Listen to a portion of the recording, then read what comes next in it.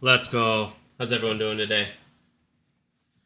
Sorry guys, it's been a pretty crazy week here for me. My uncle's been in the hospital, and he's my favorite uncle, and he's having a lot of heart problems and surgeries. So I've been dealing with that and work and a lot of other things. But I'll get back into movies now. You got a couple stints put in, so let's see what else. You might have to get a bypass as well. So we'll see what's going on here with that. But I will definitely get back into video. So I hope everybody had a good New Year. I hope everyone had a good holiday over the Christmas week there. Let's see here. I'm just going to let a couple more people come in here because I want to talk about AMC here for a minute. I just want to talk logically because, everybody, and rightfully so, we're all emotional on this play. And it's like, let's just step back and logically think about this. And it just shows you just how manipulated this market is. Just what a fucking gong show this whole thing is. But we're going to get into AMC. We're going to get into the financial aspect. We're going to look into 2019, things of that nature. So let's just wait one more second. Let's take a bong rip, and then we'll get going. That sounds like a better idea. But, you guys, like I said, let's just think about this logically. We're going to break down. Our price right now is lower, technically, than when fucking the doors were closed. Like, what a complete joke. Like I said, we'll break this down in 1 second here. Give me 2 seconds.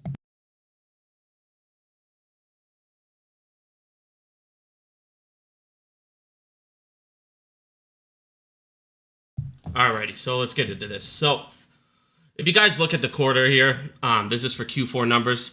It says we're at 1.856. Now, one of the things I want people to look at, and this is why you always want to check multiple sources, because the numbers on this website are off by quite a bit.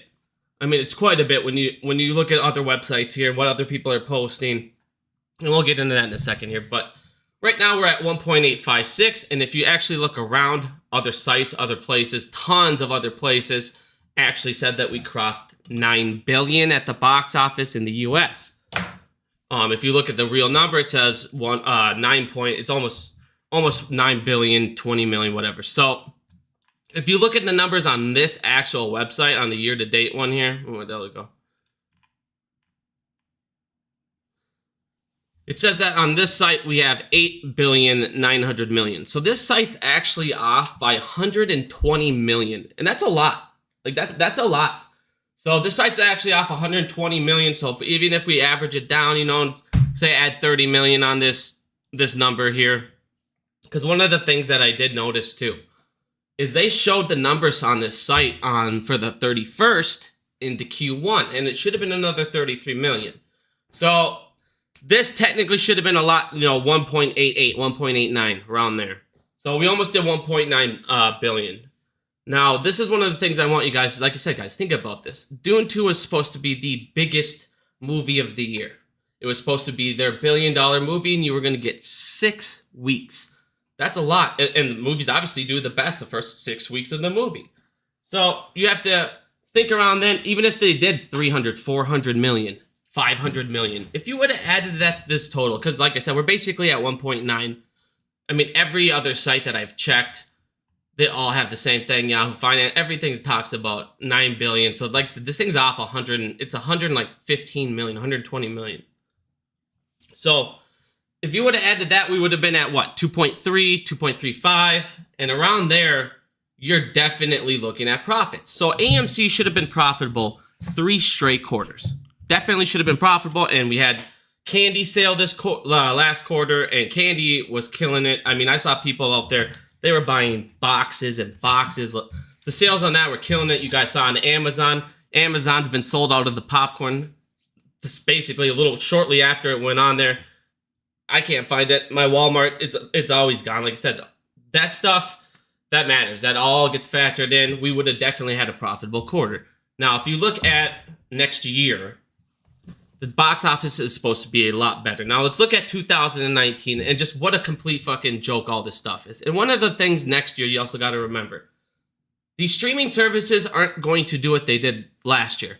Hey, we're going to put this movie out, and then we're going to put it out a week later on our fucking platform. Nobody cares to go see it. And they're losing out on so much money. Well, this is going to be another thing in 2024. Just like in Dune 2, you're seeing they're going to get pushed back months. This is what we want to see. More content. The only thing that's holding AMC back is more content. Now let's go ahead and, like I said, let's think about this all logically now. So they're dropping the price, and every other day they have a new excuse. The writer's strike's coming up. You guys are the writer's strike. We got to drop the price. It's got to plummet. Well, the writer's strike's done.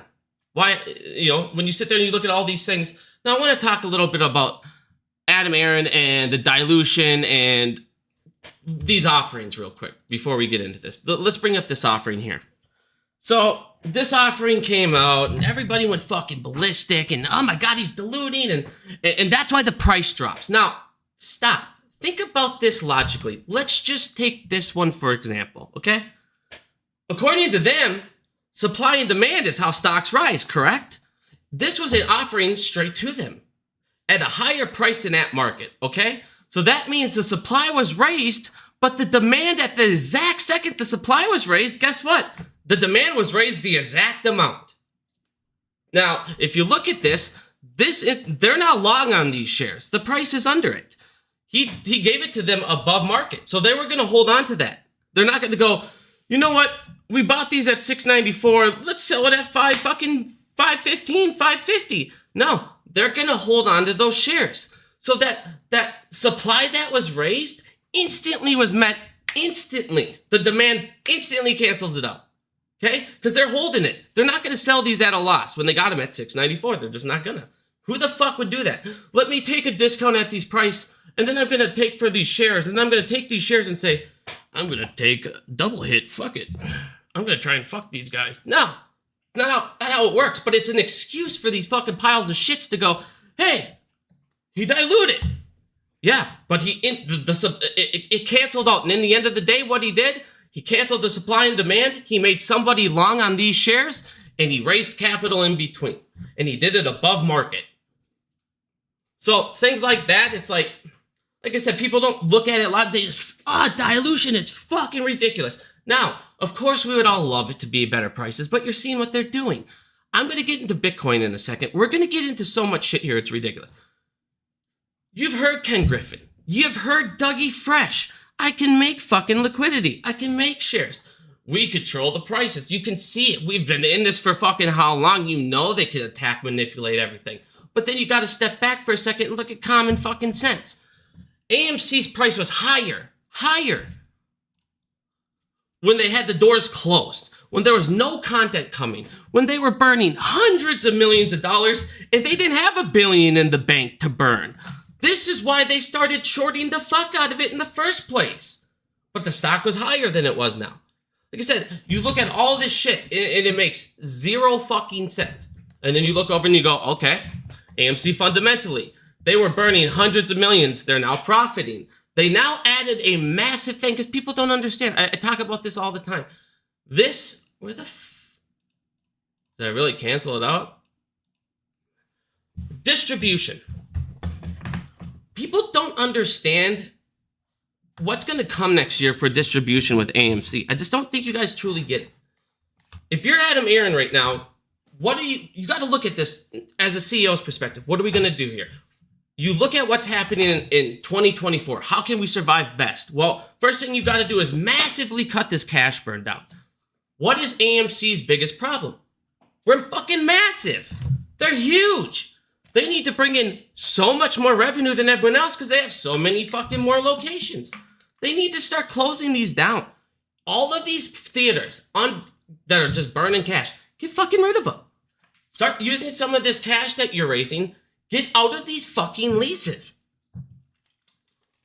You can do it at discounts. These guys, I've seen it before. Like I said, you need to start getting rid of fucking this cash burn. Another thing you got to look at, these writers, all of these people, everybody in the production industry, they're all still pissed off. Even the actors, they're all still pissed off at the studios. They're all mad that they had to do any of that. Why did we even have to go on fucking strike for this long and do all this bullshit over fucking pennies to you guys? So now, when you look at it in your Aaron's perspective, and you go, this year we did 2 concert films, okay? 2 concert films. Concert films before this year barely generated anything. No one gave a fuck about them. But suddenly you see AMC gets a hold of them, the apes, we spread it around, and that's why I'm saying that's the power of apes as well. You guys, we have the ability with AMC owning this many theaters. They don't need to pay that much in advertisement on anything. They have the most theaters in the world.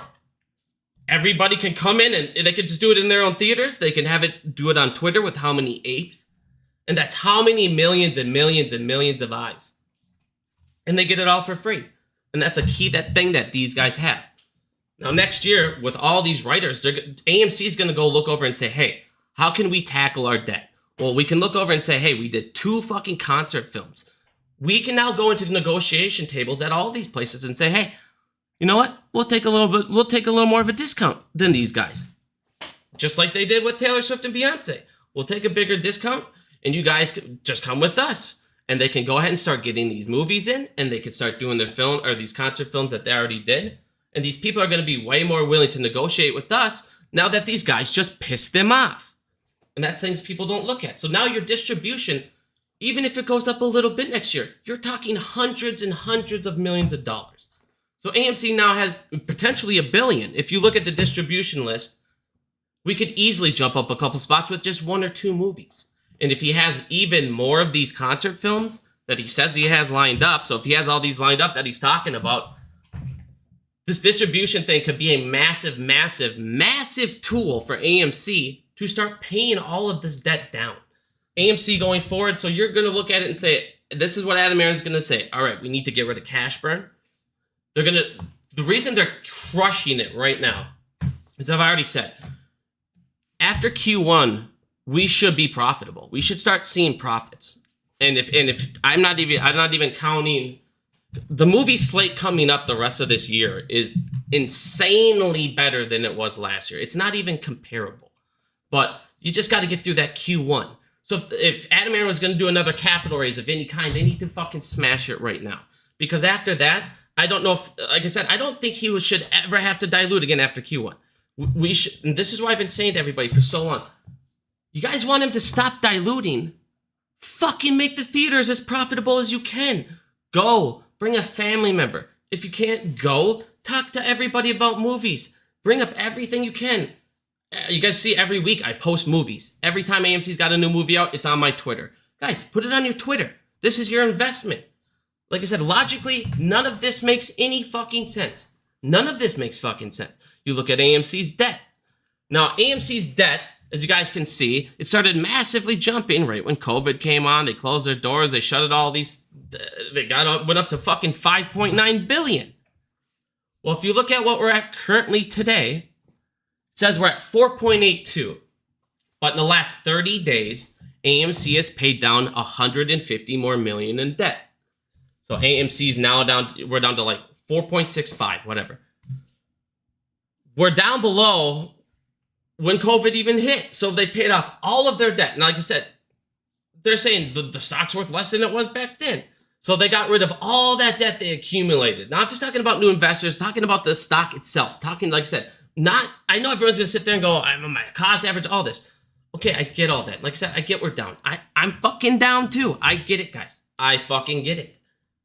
But looking at this logically, like I said, we're just talking about the stock price today and what they're saying the value of the company is now. They're saying the value of the company is worth less than it was when the doors were closed. When they had zero fucking revenue coming in. You now have how many new revenue streams since that moment? Box office. Let's look at the box office year to date. So during that time, $2 billion. They're saying that the stock is worth less now than when the box office brought in $2 fucking billion, $4 billion. You can see the growth. You can see the growth at the box office. This also came out today. Employment in motion pictures and sound recording climbed 11,400 jobs. Great news for people who love movies on the big screen. They're hiring more people because now like I told you guys, these guys need more content. They lost so much money. I don't think you guys get it. These studios lost out on a ton of fucking money. A ton of money. By pushing these things off, by doing these strikes, by doing these petty fucking things. And guess what? In the end of the day, it came back and it's biting them in the ass. So they need to now go out and get more writers, get more stuff going. They need more content, and that's the only thing AMC's missing. Now, when you go over next year, and if you look at the growth, even if it grows up another 20%, even if this goes up to 9.6, 9.7, AMC's profitable every quarter, and that's not counting anything he does with distribution. That's not counting any more revenue streams he gets to. That's not counting if he puts candy in. Like I said, we just got to get through this Q1. This Q1, Q4 and Q1 were not that great of movies. And then the one thing that was going to save us was fucking Dune 2 also. And then they pushed it away. Now you're going to get it in Q1 a couple weeks worth, and it will help this out. But of course, what they did is they looked over and said, Q1's going to be a slow quarter. So we got to push this up, because that's why they even moved it ahead, so they could get a little more in Q1, because everyone knows Q1's going to be a little slower this quarter. So, like I said, after Q2, Q3, Q4, 2025, the movies are even better then. AMC is going to start getting profitable, and they're going to start being able to pay down debt, and that's what they don't want. Distribution, let the man cook. See what happens with that. You saw a glimpse of it, you guys. Think about this. If I'm Adam Aaron and I sat down at a negotiation table, okay? And they're all there, and I said, hey, not only will I give you a discount, look what I did with concert films. I took a concert film and brought it and made $180 million on a concert film. We broke records with that thing. It's a concert film. They're going to look at it and say, yeah, you obviously know what you're doing. Like I said, and now you can do it cheaper. So let the man cook. Let's see what happens next year. Let's see what happens Q2, Q3, Q4. But right now, everyone you logically can look at this and say, how the fuck does this make any sense? You're telling me the stock's worth less, the company's worth less now that it's turning profits? It's just had a 103-year record a little bit ago on revenue. So if we're bringing in that much revenue, we just need to keep getting rid of cost burn. And this is what I've been saying forever. Fundamentals matter. People don't want to talk about fundamentals mattering in a squeeze play. Why did they get in this? I just showed you right here. This is why the squeeze play was even possible. Right here. The company closed its doors. It took on debt, massive amounts of debt. They were looking over going, you guys are burning hundreds and hundreds of millions, and you're going to close down in a couple months. That is why I got into it in the first place. Fundamentals. Well, fundamentals are, like I said, 100% changing in every aspect of the company. And you're getting rid of the middleman in every single aspect. And the middleman that is left over, like I said, once again, you can go over to these guys like Hershey and Nestle and say, hey, we have less shelf space. You're going to have to pay us more profits if you want to put your candy in our store, in our theaters. And they're going to want to put their candy in their theaters. Trust me. They both benefit from that. So once again, he can get better contract negotiations, and that's one of the things I really want him to try and go do as AMC is go do renegotiations on these contracts, because even a percentage of it, even 1% more, that could be hundreds of millions in revenue. Hundreds of millions in revenue. But next year, I expect Adam Aaron to bring distribution into a full force, because that's something, if it can suddenly bring in a billion, and that's very, very, very possible that it could. If you look at all the top 5, they all brought in over $1 billion. AMC can get there. If it gets to that point, like I said, that's a massive, massive tool for them. Massive tool to pay down all of this debt. But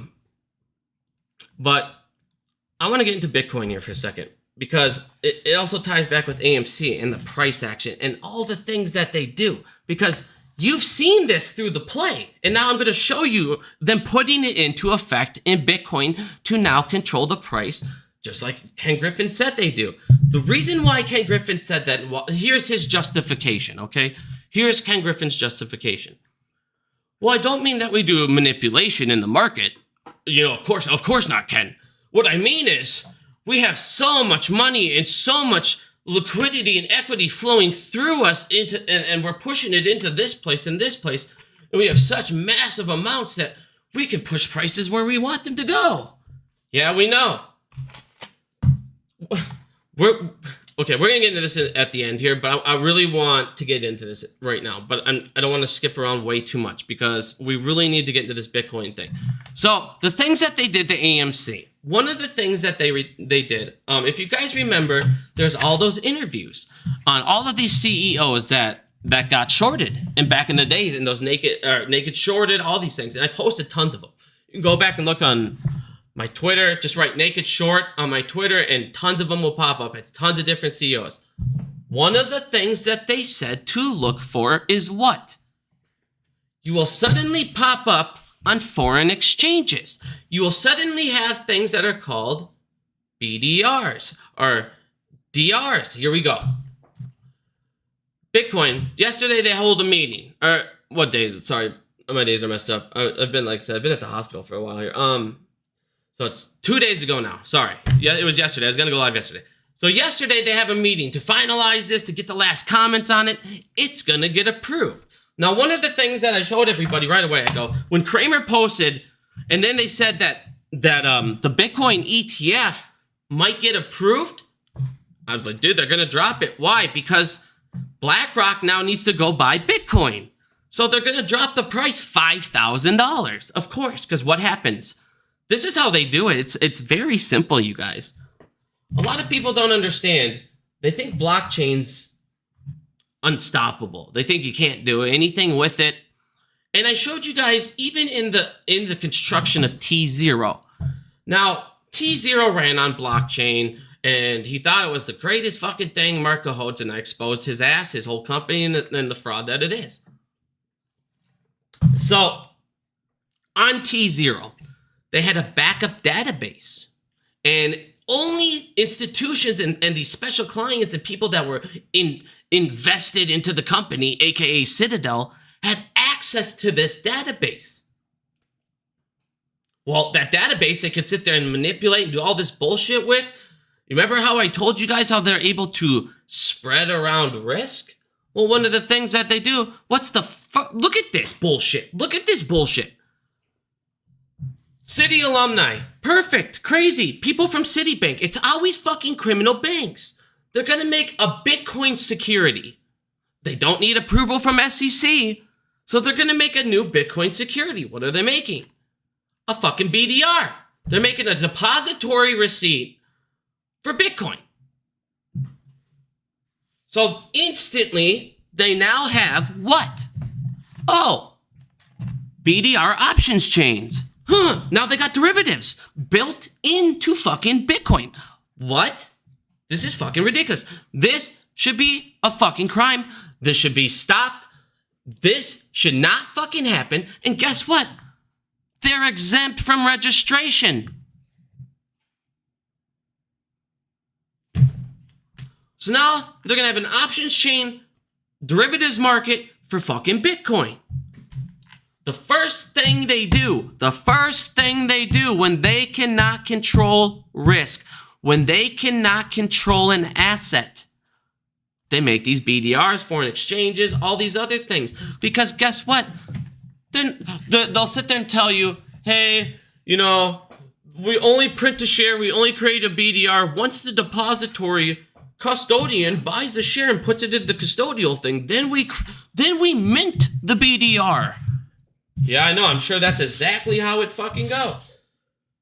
It doesn't matter because they can sit there and use that one. Like I said, the first thing they say is this. What's the second thing they do? They fucking they take over the exchange. The banks now own a Bitcoin. They own a crypto exchange. So they now own BDRs, derivatives. They own a fucking crypto exchange. What else do they now do? Listen to this. Now look at what these are. Understanding depository receipts. A depository receipt allows investors to hold shares in stock, in Bitcoin, blah, blah, blah, that are listed on exchanges or foreign exchanges. A deposit, blah, blah, blah. Hold on, where is it? It's usually in, okay, here you go. So instead of it doing with the market, investors instead transact with major financial institutions within their home country. And then those guys interact with who? Our guys. And then our guys are supposed to be what? They're depository they're custodial banks. So then how is it? Well, we're only minting one at a time. Okay, well, how do we know how much is at your custodial bank that you guys are saying? That you're just not fucking transferring over. That you're not reporting. And now they're sitting there using there's locates over here. Anytime you're starting to get away from markets, get away from exchanges, get away from all of that, and just go straight into institutions. They're derivatives. They're swaps. They're contracts. They're all that bullshit that we don't want. Well, guess what? They're now in Bitcoin. Sweet. Now, what else is happening? I don't know if you guys saw this the other week. Who did they make the authorized participants of the ETF? Who? JP Morgan and Jane Street. What did we just learn about Jane Street? What did we just learn about Jane Street in the FTX trial? What did Sam Brinkman himself say? What did he say? I learned all of my fraud pretty much at Jane Street. He admitted it in court. And guess who else is from Jane Street, you guys? Brett Harrison of FTX and Citadel. He started at Jane Street and he learned it all. So now you got people that were involved in the fraud in Jane Street, involved in the ETF. And not only that, who else? The biggest corruption, the biggest criminal organization in the world, JP fucking Morgan. Nothing to see here. So now you have an ETF with BlackRock, JP Morgan, who could just last week, 2 weeks ago, was like, hey, fucking crypto's horrible. Fuck crypto. It's for money laundering, criminal shit, and tax evasion. And now he's involved in an ETF. A week later. So right before they were about to go need to buy these fucking Bitcoins, they go, hey, it might get approved tomorrow. And there was word that it might have got approved. And they were like, holy fuck. Next day, that day, Kramer's like, oh my God, Bitcoin's here to stay. 5,000 drops. Well, why did it drop? Because if it would have got approved, they would have needed to buy $10 million worth of fucking Bitcoin. Drop it $5,000, let it go right back up on news, and guess what? Now they're in the green. Good for fucking BlackRock. Yay. Nothing to worry about. Bullshit. That's fucking price. Like I said, it was all planned. It's all fucking coordinated. It's all on the just in case they need it to happen. Bitcoin is controlled by them now. It is. The purpose of Bitcoin, the purpose of crypto was to get away from this shit, to get away from the fraud, the market, the banking system, to not let the same fucking cucks, cuckles, whatever you want to call these fucking piles of shits, not let them have control of it. But here we are. Guess what they're doing? They're in control of fucking all the crypto like we didn't know before. It's just fucking ridiculous. Now look at this. This is ridiculous. This is the stupidest thing I've ever heard in my fucking life. I have never heard something more dumb in my life. This is the stupidest fucking thing. If this doesn't tell you the government is fucking corrupt, if this doesn't tell you that these guys don't fucking care, red or blue, watch this. So this fucking piece of shit. Now remember when the first trial came, he had 6 extra charges, right? He had 6 extra charges, and I'm like, you guys, they're talking about dropping these from the first trial. This isn't fucking sanity. Who cares? And it was like, yeah, whatever. There'll be a second trial. And I'm like, no, there won't. No, there won't. Because why? So these 6 charges are real specific. Let's get into these things. What the fuck? So, and then they blame you. Okay, watch this. This guy is not going to face another trial. He will no longer face that second trial. There's 6 charges that were going to be attached to those trials that all got dropped, okay? And this is what they say. It's your fault. Prosecutor said, strong public interest, in quotes, this is a direct quote, strong public interest in a resolution of their case against the former billionaire outweighs the benefits of a second trial. I'm going to read that one more time. But I'm going to say it to where we can all, this is what he really means. You guys want him to go to jail, so we're going to use it as an excuse. because you guys really want him to go to jail. We're not going to do a second trial because we don't want to make you guys wait for a resolution. We don't want you guys to make, you guys don't want to wait, so we're not going to make you. We're going to give you, the public, what you want. But if you look at what the second trial was, let's read it. Fucking guy. It includes campaign finance violations. So in other words, he donated to a campaign fund illegally. Now you remember when I told you guys in the trial, there was that one guy, god damn it, I can't remember his name. There was a guy at FTX, and his only job was to fly around every single state, go to dinner with the politician, and ask him how much, and it was in the trial. This is in the fucking trial. I've shown you the documents. His only job was to ask these guys, how much fucking money do you want for me to vote, for you to vote something? And I'll donate it to your campaign fund. So, in other words, this is that one. So they're dropping the charge that FTX had a guy fly around with politicians, take them out to dinner, and then give them a bribe. The second one, conspiracy to commit bribery. To who? Oh, politicians and judges. What the fuck? We're going to drop those. If we have to out these politicians, it's just not worth it. Think about this. Think about this. Now, I'm going to get into the next ones, but think about the thing I said before this.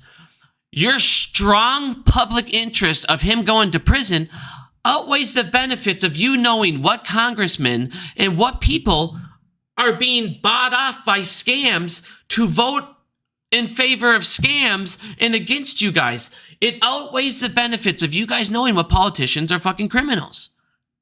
Oh! Now watch this. Number 3.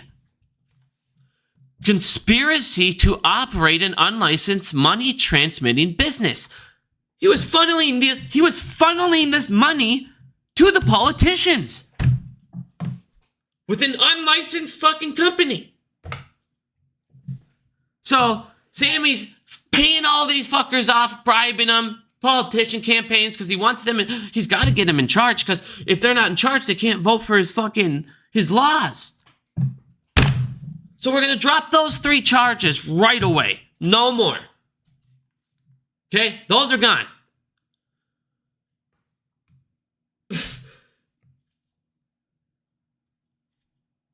I want you guys to, before I even get into the next ones, you guys, he now, instead of facing like 200 years, 220 years, he now faces 100 years basically.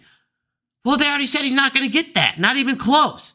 Well, if you have somebody sentenced and it was 200 years and you cut it down to 100 years, and then you say he's not going to get that, whatever you were going to hand him, now you just basically gave him half off. So in other words, is he talking? What's going on? Because this seems like a deal to me. Or are you just saying, we're not going to put this guy in prison longer because he might tell on us. And if he tells on us, we're fucked. This is the fucking most crock load of shit I've ever seen in my life. Ever. What the fuck is going on? Like I said, this is ridiculous, dude. And now, before I get into the other thing, because we love Unusual Whales, I do love, this is the only company he's not endorsing me. I do not take money from anyone. Nobody pays me to read what's in front of me with numbers. I can read the numbers in front of me and tell you what I think they mean. I don't need anyone to fucking pay me shit. If I was going to get paid, I would have endorsements under my name. I'm not Matt Coors. I don't endorse FTX. Now, Unusual Whales always exposes politicians, and he exposes corruptions in their trades. Now, one of the things, I'm not saying go buy his shit, but you can get this information for free. You don't need to buy his company. You don't need to do anything with his company. You can follow his Twitter and his heat map. You can actually click on a lot of his tabs, and they're free. You don't even need to have a thing on it. But one of the things he talks about here is Sammy Boy. This is all the campaign funds he donated to. Right here. They're all broken down. Now, all these people that are like, oh, Democrats, the greatest thing. I see a lot of blue. Democrats care about me. I see a lot of blue. They sure care about Sammy Boy a lot too, don't they? Just saying, just saying. Now, if you come down here and look, this is why I love Wales. He breaks it down, all the politicians, the PACs, the exact PAC numbers that the amount was donated to. He comes down here to make it even better. So I'm going to attach this tab because this should not go away, guys. Everybody, plaster this shit. These guys are fucking criminals. And then, instead of getting criminal charges, they drop it and say, well, you guys want Sam to go to jail. It's your fault that we're going to drop the charges. Because think about this. If I'm a politician and I took a bribe, how can you charge me if you didn't charge him? There's no crime committed, is there? No. You need to charge him with fucking bribery, and then you need to charge me with taking it. Well, if you're not going to charge him with bribery, you can't charge me with the crime that I took the money. So all of these politicians get to keep stolen money from customers. Now, do you guys remember like a month ago, 2 months ago, I showed you that governor that had stolen gold bars from a bank robbery? Well, by law, you're supposed to give that back. You can't be in possession of stolen. That's a crime. You can't be in possession of stolen fucking gold fucking bars. But he can. It's a joke. So one of the things that I really like is why I wanted to bring this up here, though, is if you come here, this is everyone, okay? You can come scroll right down to the middle. Look at this. It tells you every person, but it also says they called them, they tried to get in contact with them. Robert, he didn't respond. Mr. Pete here, he donated. They returned or planned to return. No response. So this tells you people that actually return the money. Hey, I found out it was attached to crime and I gave it back. Okay, maybe you aren't a criminal. But the ones that are no response, no response, no response, have not returned, no response. The guys that have donated it, even people that have donated, it's like, return it. Give it back so they can give it back to the fucking people.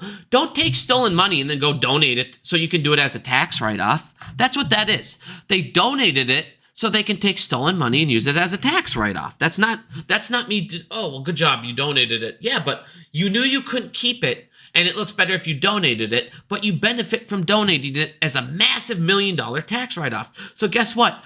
Her taxes, she probably paid, all of these people that donated paid zero in taxes. For sure. Probably got a fuck ton back, too. So, this guy, but right here, the section tells you what all of them did. Like I showed you with all of these people, Bill Gates, not Bill Gates, yeah, Bill Gates, Microsoft, all these fucking people, anything that they can do to pay less taxes, fucking joke. So, again, right here, I'm going to post that. If you guys want to look at that, this is all the politicians, but I did want to show you guys something that's pretty funny with the politicians as well. If you guys look at this, Nancy Pelosi, 2023 trading, she gained 65% of her investment. Okay, I want you guys to think about this quick. Nancy Pelosi, the dumbest person you've ever talked to in your life, she earned 65% of her investments from insider trading. Now, Nancy Pelosi outscored almost all the top hedge funds, all of them, basically all of them. Discovery, Castle Knight, Citadel. She outperformed them all, Millennium. And not only did she outperform them, she fucked them in the ass. 10%, 11%. Why she's popping 65% returns. Because she knows, all the information. This is why we always post the Pelosi tracker. You don't need to fucking... I mean, you'll be a little behind, but you'll get an idea on what's to come when you follow Nancy's trades. But pretty interesting. I just want everyone to understand that Nancy Pelosi, like every year, is the world's best trader. Best trader. Politicians are richer than all the celebrities that that people used to look up to. Celebrities that everyone's, wow, they gotta be unfucking believably rich. Yeah, until you talk about politician rich. Politician rich is fucking no joke, dude. Politician rich is hundreds of millions. They don't fuck around.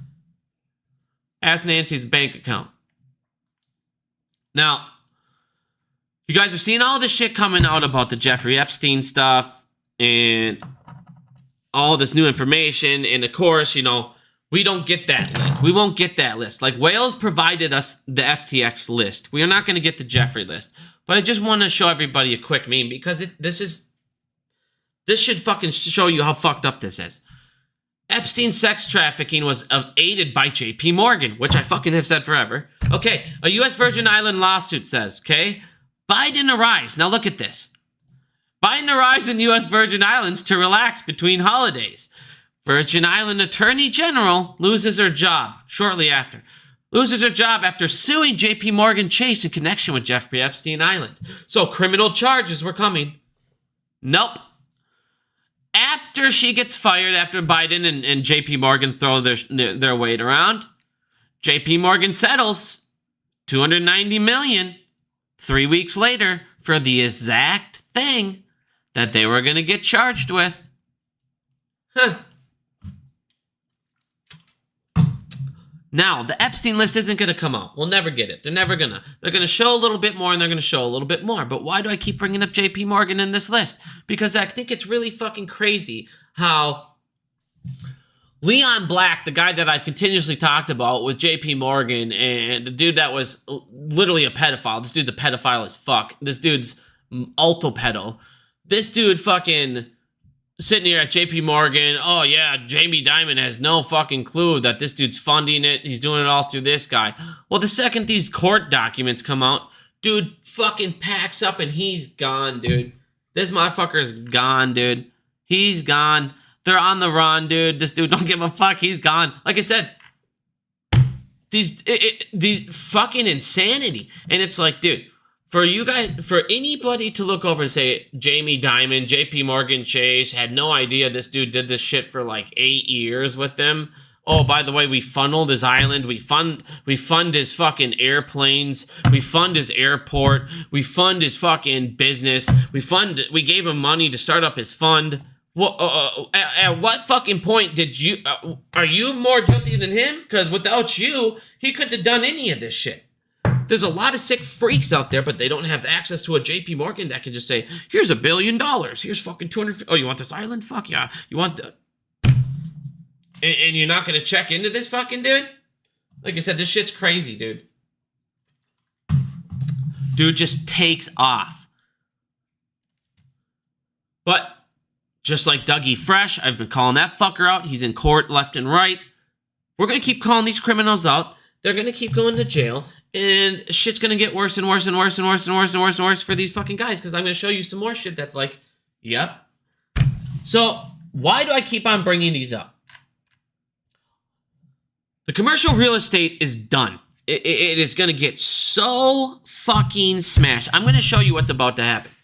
And I'm going to show you what's going to happen in 2024. And if you don't believe me, the federal agency who actually does reports, does investigations, looks into every single banking asset, all the time. We're going to get into what they say. Because if you don't believe the shit I say, and this is what drives me nuts, what have you been right about? I've been right about everything but Phase 6. Sorry, I thought fucking Phase 6. I didn't realize the whole world was more corrupt than us. I apologize for Phase 6 a billion times. Phase 6 is wrong because I thought, again, China hates us so much that they could hold us accountable, but they have so much of their own problems, and their economy's done. What the fuck are they going to say to us? Nothing. No one can hold us accountable, and that's the problem. But we're going to get into this. We're going to get into what they say. Even they talk about Wall Street, the banks. They're the biggest threat to the entire United States. They're going to talk about JP Morgan, how JP Morgan Chase is not this fortress that Kramer talks about, and everything I talk about. JP Morgan could go fucking boom, just like that, and you could see something fucking insane happen. We'll get into this in a second, but when you look over here at the commercial real estate, and why I bring this up, where the fuck? So, you're seeing tons of these buildings, and all of these buildings, it talks about, they say, this agency says there's going to be a crisis in 2024. It's unavoidable. And I've told you in 2024, this is when we're going to start to win, you guys. I know it sucks. And here's my question to you. If you are a short, if you are this corrupt, if you're this fucked, if you have this much risk pushed over here, over there, over here.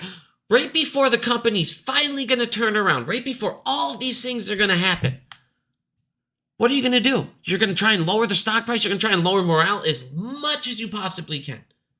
That's your goal. Because in the end of the day, you still need... They should have taken profits by now. A lot of these guys, they showed reports and they show puts, and we have puts and records and screenshots of puts. They have some of this shit open in 2014, 15. They have a lot of shit where these guys they're fucking still underwater. They need this shit to go under. That's their goal. They have so much. We already talk about this all the time. You see every other month, this bank, this Citadel, this broker, everyone and their mom marked billions of shares long when they were short. Billions. And guess what they're using those mismarked shares as? Oh, locates. Everybody asks me, how do they do this and find these shares and this and that? They can fucking make shorts, mark them as longs, and use them as locates. Then the guy goes, boom, and they can remark it back, or they can do whatever they want, or leave it. Because if they leave it, what's going to happen? Who gives a fuck? I'm going to make a $7 million fine, and I made 190 million, mismarking a billion shares. Okay, if me and you, and we've already shown the most bought stocks over the last couple of years, have been ours. So if we're buying these rapidly, and he's able to make these and mismark billions of shares, what shares do you guys think they're mismarking? Oh, I'm going to mismark the shares that would help me. No, they're only going to mismark any share that's going to hurt them. So they can, like I said, the amount of shit these guys have is a joke. But what they can't fucking do is take losses. What they can't do is keep taking collateral. Now, when I get into the banks, why do I always bring this shit up? Why do I talk about the head of the state? I'm going to make this so simple, a second grader can understand this. This is your financial system right here. This is it. This is how it works. This is what they rely on. This is what they... Without this, it does not work. What is the number one most important factor in our financial system? They want you to believe it's these certain companies. It's not. What is the number one most important factor? It's us. It's retail. It's our deposits. It's our money. It's our retirements. It's our work. It's our labor. It's you. And people don't get this. You're the most powerful thing out there that doesn't know how powerful you are yet.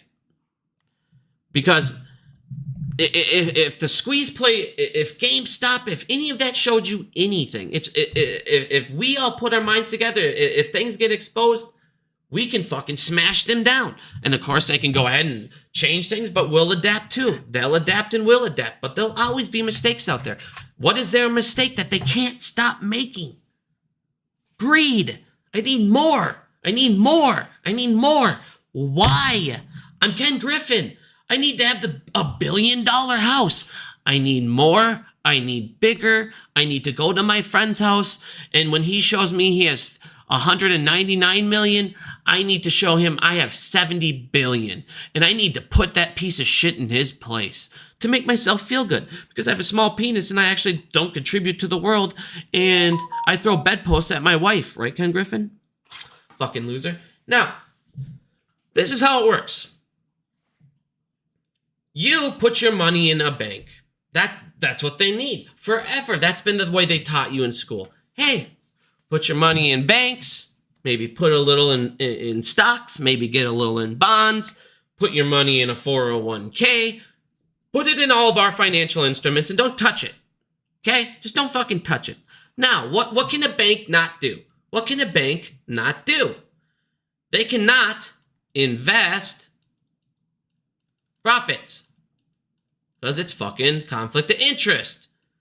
Banks cannot invest profits. They need to invest deposits. They need to use collateral with your loans, the interest payments attached to your loans, all of that type of shit.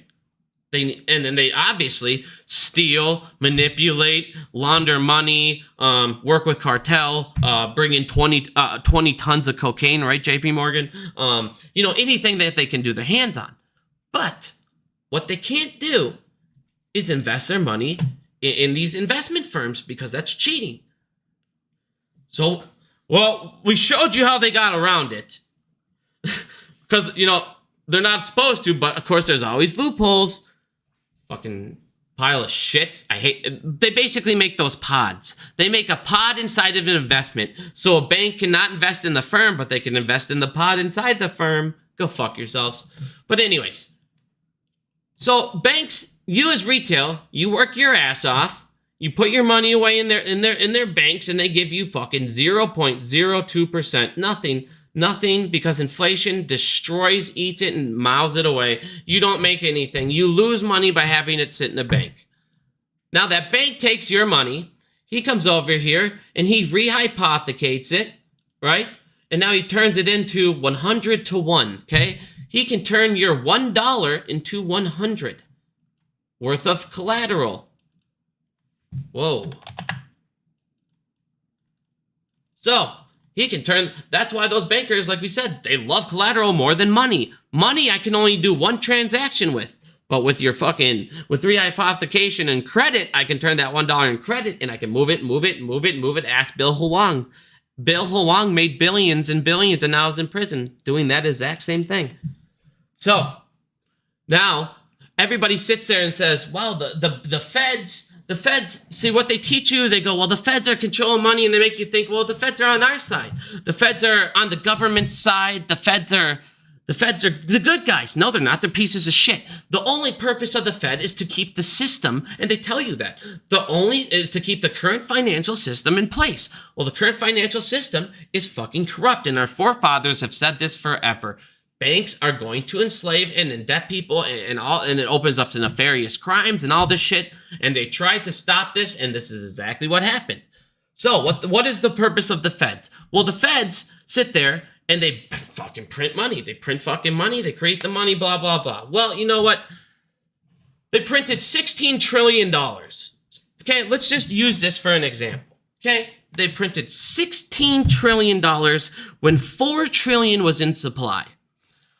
How much of that went into the economy? None. How much of that went into our pockets, the citizens? $1,400 worth? Woo! God, they bailed us out with that $1,400. What, they gave themselves millions and millions and millions and millions and all this other shit. Thank God for $1,400.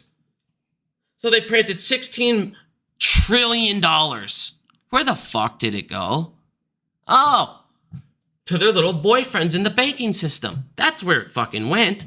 The purpose of the feds is literally to keep the system in place. Well, the core main system is these banks that are too big to fail can't fail. That's the purpose of all this shit. So the problem is the banks that are too big to fail have now become the biggest criminal fucking organizations in the world. They've become the mafia. They are the mafia. So what's going on? They're over here, instead of doing their job, they're more focused on crime, stealing, gambling, and they don't give a shit because they have no laws and rules that are going to hold them accountable. Because what's going to happen? Well, whenever they've done it so far, you have the reverse repos. Oh, let's give them reverse repos. Let's let them park money. We'll give them all this shit collateral at a high fucking rate. We'll use that money as an overnight index fund. We both benefit. Well, we can go ahead and print and give it to them. What else did they just make? Oh, yeah, the Fed banking program. Well, guess what? That just broke another record. The Fed banking program just broke another record of $141 billion. Okay? Well, these are fucking massive loans at massive percentages with banks that are already almost near insolvent, which we'll get into in a minute here. Now, if you go back over here, so when you have banks, what they don't tell you right now is the world's changing. And this is what I always try to tell people. Change with the system. Right now, money market funds, these are obviously, I can't say they're the way to go, but let me ask you a question. If I could give you 5.5% to 5.8%, or I could give you 0.02. How come there's people that are sitting over here? Just saying, I'm just saying. How come there are people sitting over here and don't ever think that there's other options? It blows my mind. But anyways, basically what it is this is how the financial system is currently built. You have retail put their money into a bank. That bank now takes that money and they're called Wall Street banks. They use your own money now to manipulate stocks, which is where? Your retirement. So what they're doing is taking your own money that you get for your paychecks and deposit, and they're using that money to siphon as collateral on gambles to take your retirement. How fucked up is that? And when they make gambles that are too big, they will bail them out or print. And this is why I always say, we're not in this play with AMC.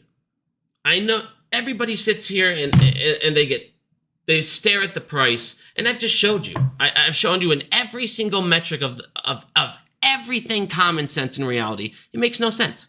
It makes no sense that the price is where it's at. None. No fucking sense. And you don't have the people go, there's so many more shares out, and blah, blah, blah. And there's billions out there technically. Look at your cost to average doesn't fucking affect the outstanding current shares. There's 48 million or whatever. So if somebody came out and bought that many shares, the float's owned. It doesn't. They don't need to go out and buy the billions because your average is that much fucking higher. Like people are, like I said, these guys are just so emotional and don't even think on just pure common sense, dude. Like, yeah, you're right. When AMC's debt was a billion times, literally 1.3 billion higher, when the doors were closed, when there was zero fucking revenue coming in, when they shut the doors for 12 weeks. Yeah, the stocks was worth more then than it is now with new revenue streams, less debt, distribution. They already have Roblox. Like I said, they already have a Roblox movie coming in 2025, guys. So they're getting into movies. So like I said, everything above, they're kicking out the middleman. They're doing these concerts. There's so much more candy. They're now in fucking Amazon with the popcorn and all grocery store. I mean, you can keep going on and on. They're supposed to have alcohol next year. They talked about the licensing with the NFL. If they get it done next year, that would be insane. It's all about just bringing in more revenue stream and cutting some more of this cash burn for AMC, and that's it. And like I said, this distribution, that should be their main focus because it can be the biggest way to do it all without dilution. Doing it through distribution without even using your own ticket sales in that aspect. If they can get it up even double to triple than what they did this year, which if he has, like I said, has any of those and gets 1 or 2 films, that's easily doable. Now, hold on. Where were we at? Back here. Back here. So this is why I say with these bubbles, this is why I keep talking to everybody. Hey, when you're in this AMC play, it has become such a systemic risk. There's so much fucking leverage over there. And there's so much bullshit, manipulate everything. They're still going at it every single day, just as hard as ever. If it was dying off, they didn't give a fuck. Why would this be a daily news topic? Why would this be everything all the same fucking losers focus on? Yes, if you're not shorted, if you're this. This guy tells me the other day, man, fucking Adam Aaron, blah, blah, blah. And then he goes, he fucked everyone and he fucked me over. And then I go, okay, I'm sorry you lost money. That fucking sucks. He goes, I didn't lose money. I sold at $50. Okay, so if you bought on the way up, you sold at $50, didn't that mean technically he made you money at the time? So if you sold at 50 almost a couple years ago, why are you still whining about it in him now? I said, some of these guys, the lies, you can just see the shills, these same fucking retards. It's just ridiculous, guys. But either way, back to this.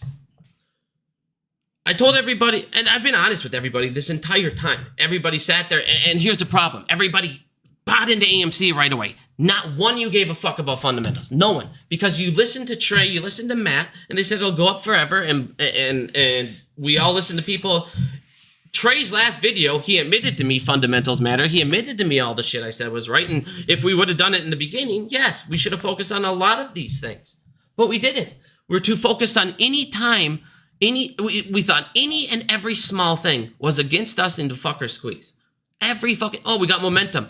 Well, as a CEO, if your stock's going up, and you have the moment to dilute, you should take, as a CEO, should you not dilute when you can maximize that dilution at that time? Like we went over with this one. He diluted above the current price by, it was like $1 at the time. Yes, the supply went up, but the demand went up the exact amount of the supply, and you locked these guys in that long. Just for the people that weren't here in the beginning complaining about this or mad about this. Yes, we raised the supply, the demand canceled it out. You suddenly gained $22 million, and you made an investment firm become long until at least $6.94. They're not going to take a double loss. So people that look at this and go, why the fuck would he blah, blah, blah? That's why. If they did this to buy and cover their shorts, you guys think about this. If they bought these, covered their shorts, I mean, I guess, but I don't think that, I just don't really think that that's at this point what's happening. Because you're not going to, if you're buying this to cover your shorts, let me ask you this. If you're buying this to cover your shorts, why would you buy it $1 over market? For everybody that goes, well, they bought it and then they bought it to cover their shorts. Then why wouldn't he just say, I want to do a at the market right now? Or why would they even do this with AMC if they're going to cover their shorts and it's $1 below market? They would have just went into the market and bought the shares. They wouldn't have been like, AMC, let me just give you an extra dollar per share. So that's why I say, people that just logically thinking, it took me 10 seconds to look at it and go, yeah, why would they? If I was a short, I'm not going to pay an extra $1 a share. I'm going to fucking just buy it at the market at $1 less. So no, what he did is he sold it to a firm that's got to stay long now until $7. But back to this.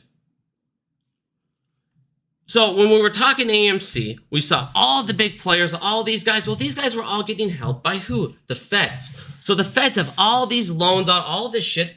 I already showed you they're burning $131 billion right now. The Fed is losing money.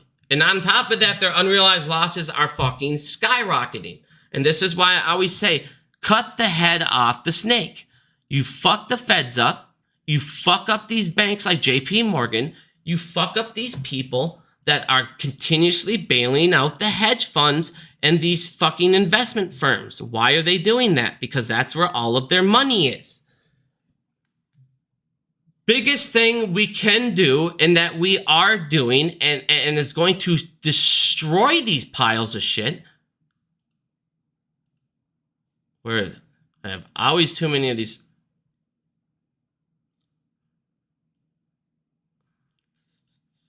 God damn it. I always have too many. Yeah, see, they broke another record. We're at $141 billion in the bank federal bailout program. All right, I don't know. I must have closed it out. I have too many tabs.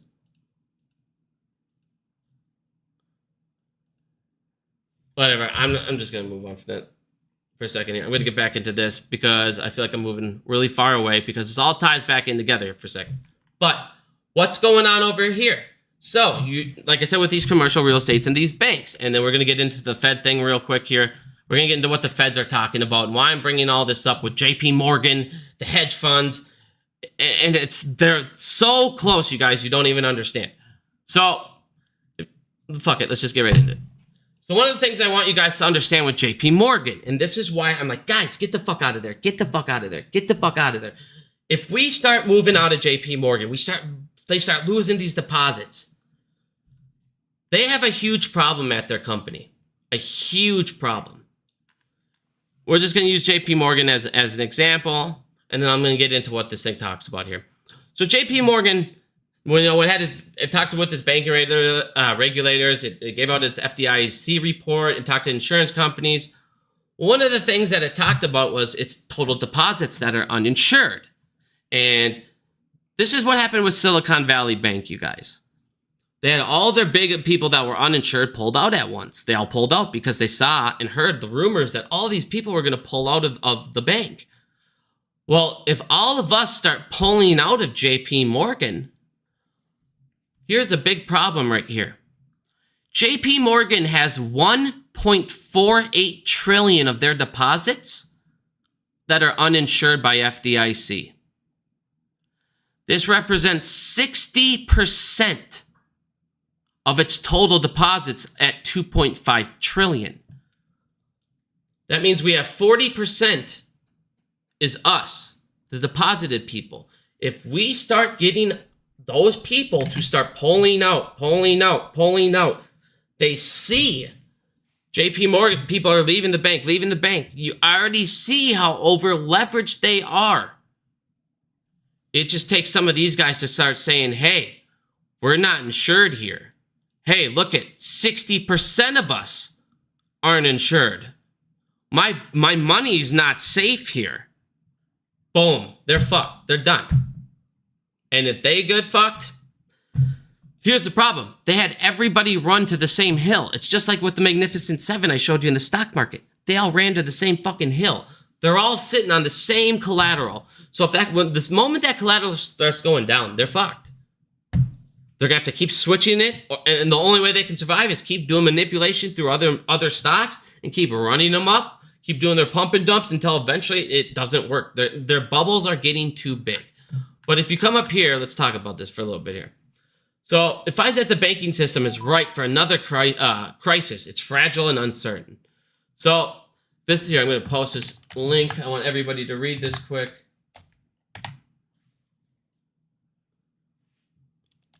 All right, I just sent that link. Everybody pull this up. So this is from the Financial Service Committee, okay? This talks about the reports that they were going on. This talks about the Dodd-Frank Act and everything that was supposed to be fixed by it. And how, the U.S. banking system, everybody says how it's sound and resilient and all this stuff. Well, what this talks about is actually most of these conditions that were, 2023 that led to the other banking crisis a minute ago, they're actually worsened. They're even more losses. The deposits are still continuously starting to decline, and they're declining at a rapid rate. I showed you guys last year we had 1.3 trillion leave banking systems. They think that 1.5 plus will leave it this year. And if that happens, and if a lot of it comes from a company like a JP Morgan, with that setup that they have, you could see a run on JP Morgan, and we can bring the criminal enterprise down. And if we brought JP Morgan down, JP Morgan is the #1 bank. I showed you guys they fund more hedge funds than anyone in the world.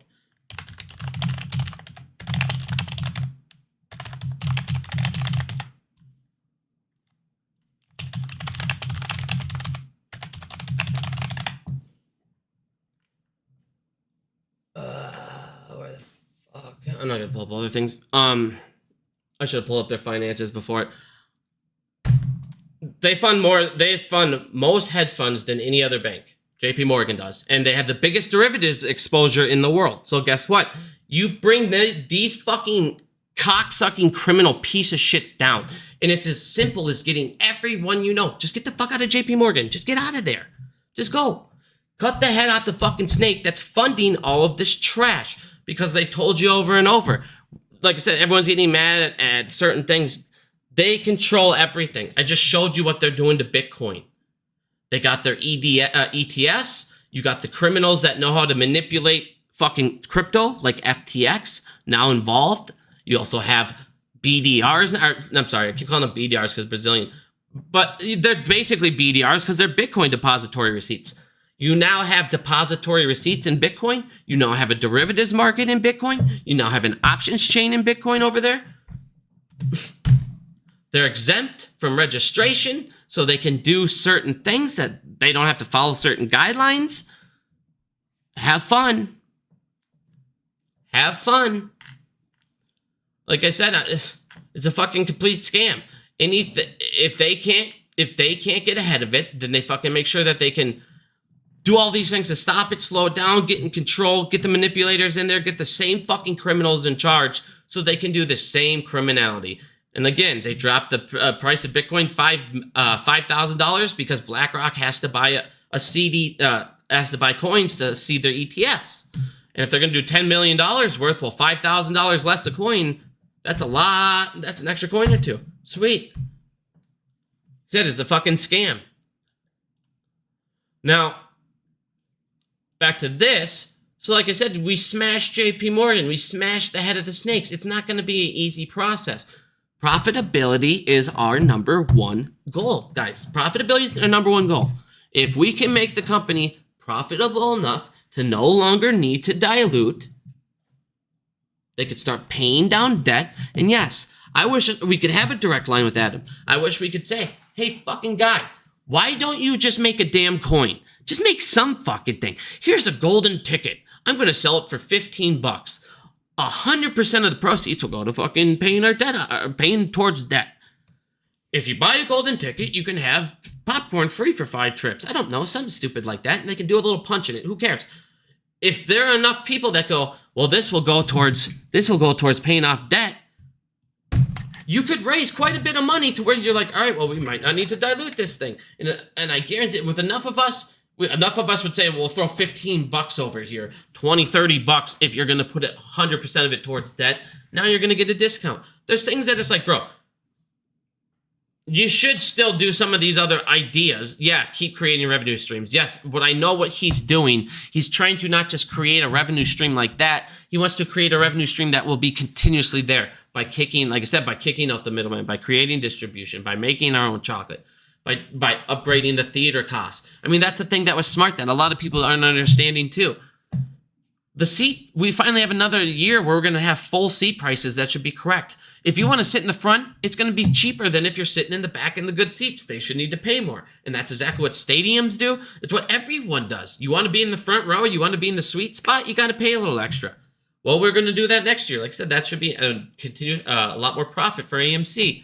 Because even if they're not selling out theaters, they're going to make a little extra by, like I said, making those people, because they're all going to sit in the good spots if the theaters are empty.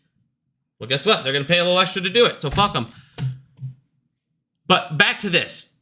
So over here, you have stress coming down to all of these banks. Now, why I bring this up? If you look over here at these buildings, most of these are going to be medium-sized banks, smaller-sized banks. Well, what they're doing is they all went out there and they bought these commercial real estate buildings like this. Well, what do you notice in all of them? They're all empty, guys. Why? Because back to this. Our entire economy, our entire system revolves around having a strong middle class. The stronger your middle class is, the more they're spending, the more profits everyone's making. But when your middle class has nothing, nobody's going spending money at any of these stores. Because guess what? Rich people stay rich because they don't spend money. They're usually frivolous. Or they get shit given to them because they're rich and powerful. So they just get it for free anyways. Complete fucking gong show. So when you have a shitty middle class, you have a really shitty economy, don't you? When you have a shitty middle class, you're going to have tons of these buildings going down. Well, this is going to crash a lot of banks. And this is what this also talks about. You have a commercial real estate of trillions that's going to hit these guys. I don't think you guys understand that. These banks are insolvent. They're not going to be able to, they're not going to take these on. They're not going to be able to take these. If you guys look over here, you have liabilities of 9 trillion. So this talks about the next fresh wave. He goes, a lot of people think that if they cut rates, it'll save the banks. It's not going to save the banks, you guys. These certain banks are so fucked. It is unbelievable. And then the only reason they're surviving is they can continue. They come over here and they're getting these 1-year loans from the government at 141. They're on pace. They're borrowing $10 billion a week. The last 4 weeks, they've borrowed $10 billion a week. That's fucking insanity. That's insanity. So when you come over here and you look at these banks, they talk about how they have over 9 trillion in liabilities in these commercial real estates. Well, when you're looking at these commercial real estates, and like, here's an example. This building sold for $36 million, but it costed $100 million. That's insane. These guys are taking 60% hits. 60%. Well, now and now what they're doing is these people are coming over. They're going, I'll take a chance. I'll buy this commercial real estate, and since I bought it for pennies on the dollar, I can charge rent. I'll charge a lot less for rent. But who cares? It doesn't matter. It's too fucking late. Guess why? How many of you know somebody that's like, God, you know what I want to do right now? I want to go open up a business. It's such a great environment to take a chance and destroy my entire future and open up a business. No one. I don't give a fuck if rent's $900 cheaper, $1,000 cheaper. It doesn't fucking matter. It's too late. None of us have money or credit to now open these up. You have smashed your middle class, who are the people who open up the new companies and the corporations. You're fucking them out. You just destroyed them. You've given them no chance to ever be able to do that or buy a house. They're all going to say, instead of me taking a chance on a company, I'm going to go try and fucking buy a house I can't afford. And that's what I'm saying. These guys, this is a huge deal. These banks are going to be taking billions, trillions in losses that they cannot afford to fucking have. This is not a liquidity problem. See, it talks about the underlying crisis in the bank system continues to deepen as $5 trillion of commercial real estate debt taken out at zero rate era comes due. This is going to come due. It's not a liquidity problem. It's a solvency problem. Like I was saying, these banks are all fucking over leveraged. They all don't have, they have so many liabilities and no assets. And their assets are being taken out every day. Guess why? Because we're pulling out of banks. We are pulling out of banks. And this is another thing that they talk about here with this federal funding, or with the Finance Service Committee. They talk about this as well in this report. This is why I want you guys to read this before I get back into this. But they talk about all of this stuff coming in, and it's going to hit them because these banks, none of them have money. They're all living off fucking credit cards. They're all living off credit cards. The problem is the feds, like I showed you in the beginning, they printed 16 trillion. Where'd it go? Oh, they used it to gamble. How fucked up is that? They used it to gamble in the derivatives market. Well, guess what? They fucking lost. They used it in the derivatives market and they lost. They're betting on all this shit and losing every which fucking way. And it's having this. That's everyone. Why do you talk why do you not talk about AMC every day and talk about the economy and all this? Because AMC is going to hit when this. I've told you this forever. AMC will blow up when the economy gets fucked. AMC will blow up when these guys who have been sitting here bailing these fuckers out can't. It's like, think about this. If you're broke, if you're a hedge fund, if you're Bill Huang, you're all these guys. If you're you and you wake up tomorrow and you have no money, and you have a bill doing it, and they're like, hey, I'm going to take your house, I'm going to do this. What are you going to do? You're going to go try and get a loan, or instead of lose your property, you're going to go and try and borrow. You're going to go try and borrow. You're going to go and try and use some credit. That's what these hedge funds are living off. And then what they're doing is they're all over leverage, and they're going, well, the regulators aren't calling me on it. Well, the regulators are who, you guys? I've shown you this from day one. Think logically. I've shown you this from day one. Who are the regulators? Who's the DTCC? It's the bankers. So that means the bankers are the ones who need to do what? They need to be the ones to margin call the fucking hedge funds. If I'm a bank, I'm going to let them go and keep collecting fees until what?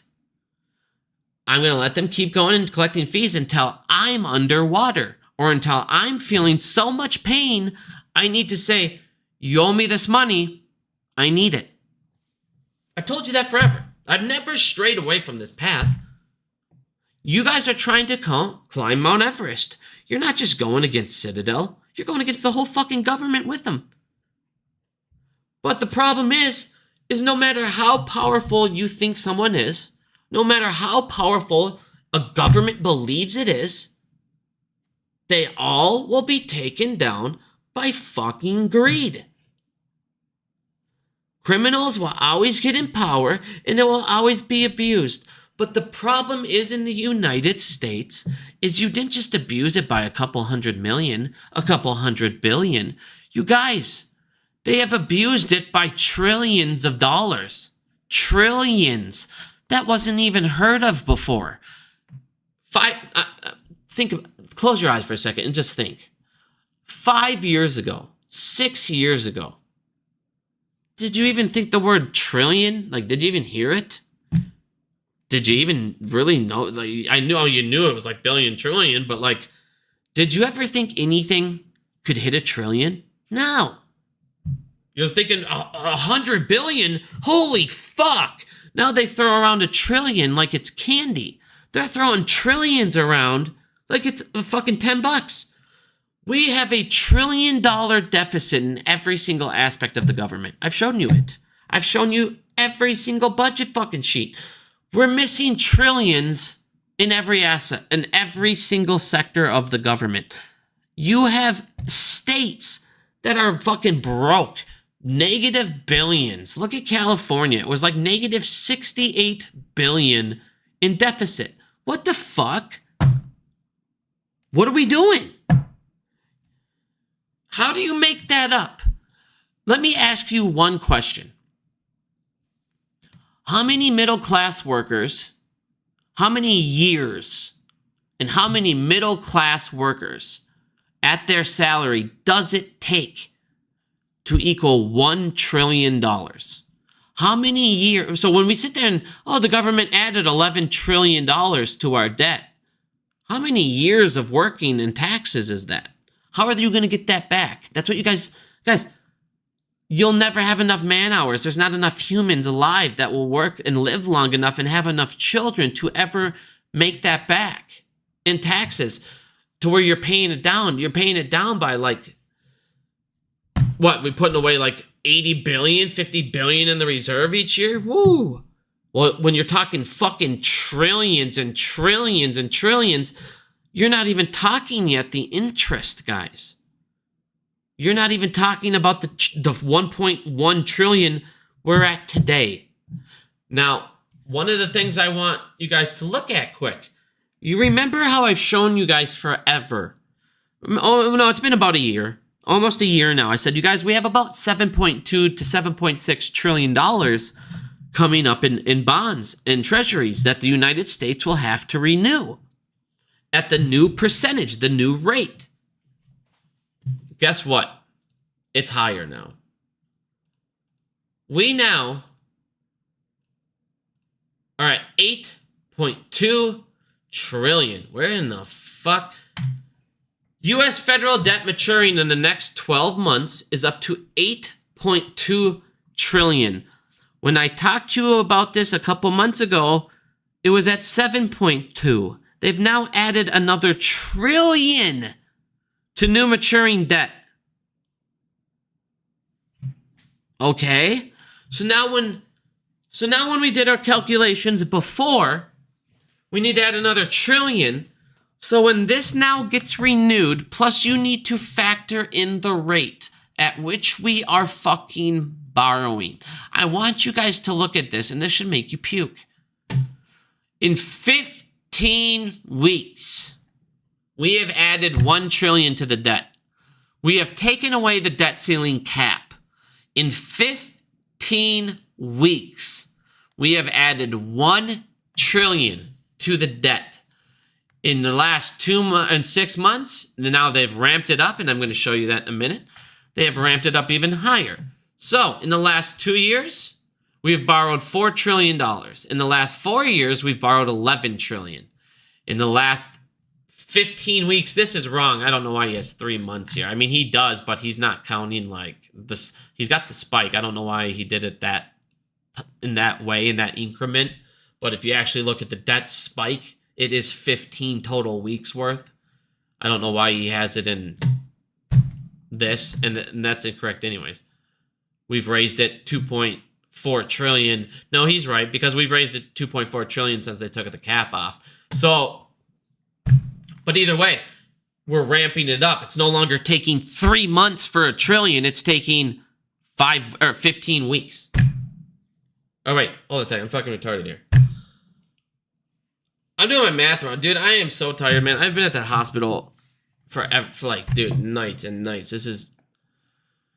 I need to sleep, man. Back to this. I'm doing this so wrong, man. This is all right. These numbers are correct. We're ramping it up. We have ramped it up. It was like 300 billion in the last, it was 5 weeks is what I was thinking of. That's why I was getting all messed up. I was thinking, I got too many numbers floating at me here.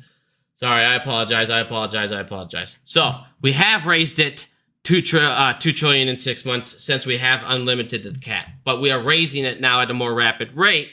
If you bring it down here, 1 second. Oh, wait, wrong one. If you look at down here, we're actually expecting in 2024 to reach even more treasury notes. We're expected to issue another 100 billion more, and we're actually expected to purchase back 25 billion less. So we're going to go ahead and keep on issuing more and more debt at a more and more rapid pace. Like I said, this bubble is going to be ridiculous to the point where the feds themselves and everyone, they said this shit is fucking insanity. I cannot believe this is happening and people are looking over like this is no big deal. How in the fuck are we ever going to pay this back? And then what are you going to do when the rates are so fucking high? No, I'm serious. Like, think about this. You're the government and you're living off borrowing debt. Well, you're already seeing other countries borrow less and less and less and less. They don't want to buy our shit because they know it's fucking trash. So who are you going to have to sell it to? Institutions and us. And that's why we're moving into money market funds. Well, a lot of this shit is to the point where no one's going to be around to buy it because no one's going to fucking have anything. And then your government's going to do what? Because you're already burning. The Fed aren't even putting money into the reserve right now. They're not profitable. I mean, that alone should scare you. So we're not putting money away, and the economy's tanking in all aspects. Like I said, what in the fuck is going on here? And they're acting like nothing's wrong. Blows my mind. But the more pressure we put up here on these fucking losers, the less that they can bail these piles of shit out, which is why I bring all this up all the time, which is why I bring, hey, they have to spend more and more and more and more and more, and it's going to get more and more and more costly. And on top of that, they have more and more maturing. Now, this brings this up to 2.4 trillion. You heard that. When they renew all of their fucking treasuries, they will be paying 2.4 trillion a year in interest. What the fuck? We're going to be just burning 2.4 trillion, you guys. How many man hours is that? How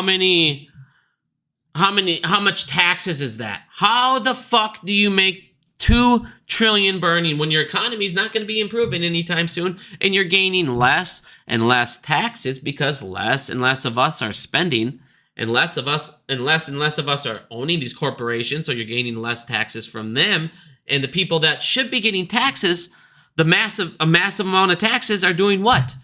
Tax evasion, tax fraud by the billions. So eventually, this shit's gonna run itself into the ground where the feds can't fucking bail these criminal piles of shits out. And this is why it's so imperative to take away these liabilities. These assets that they have. Get the fuck out of them. Now, like these guys are talking about with everything I just went over. So what they're talking about is they have all the same conditions that were there in 2023. These guys are going to take massive hits in commercial real estate. It's not a liquidity problem. It's a solvency problem. Temporary measures have claimed the market, but half of all U.S. banks, listen to this, half of all U.S. banks are running short of deposits with assets worth their total liabilities. And we're talking about 9 trillion. These guys don't have the assets. They don't have anything to back it up. And they're all fucking over leveraged. Over half of U.S. banks. Think of how scary that is. Over half of U.S. banks are going to get smashed, and they don't have anything to back this. 9 trillion. And everyone said, why are you talking about this? Because this is coming. They're not stopping it. I don't care what they do. They need to print $9 more trillion apparently and give it to these fucking guys. And they're going to keep taking hits and hits and hits on these commercial real estate apartments. The only way that this could come back down is they need to keep taking these massive hits. And what are they trying to do? Well, what they're going to want to do is say, all right, well, we can't get anybody to move into these giant houses or these complexes we're buying. We need to turn them into housing units. And this is what I told you is coming. You're going to have all these people buying up these things that once used to be corporations, and they're going to now become rental spaces. They're going to now become residential areas. These are all going to be giant houses, apartments. And that's going to be the only way that these guys are going to be able to make these even the pennies on the dollar back. But hopefully this then leads to home prices dropping, but I don't see that because technically that gives people more options. But what this will help people with is rent. Sorry about that. So what I showed you guys is a couple months ago is rent was basically, it was more expensive to rent than buy. And that's fucking insanity. But this should finally start to get the renting crisis back down when they start buying these and converting these into houses. But when this happens, all of these banks are going to take massive hits, loss.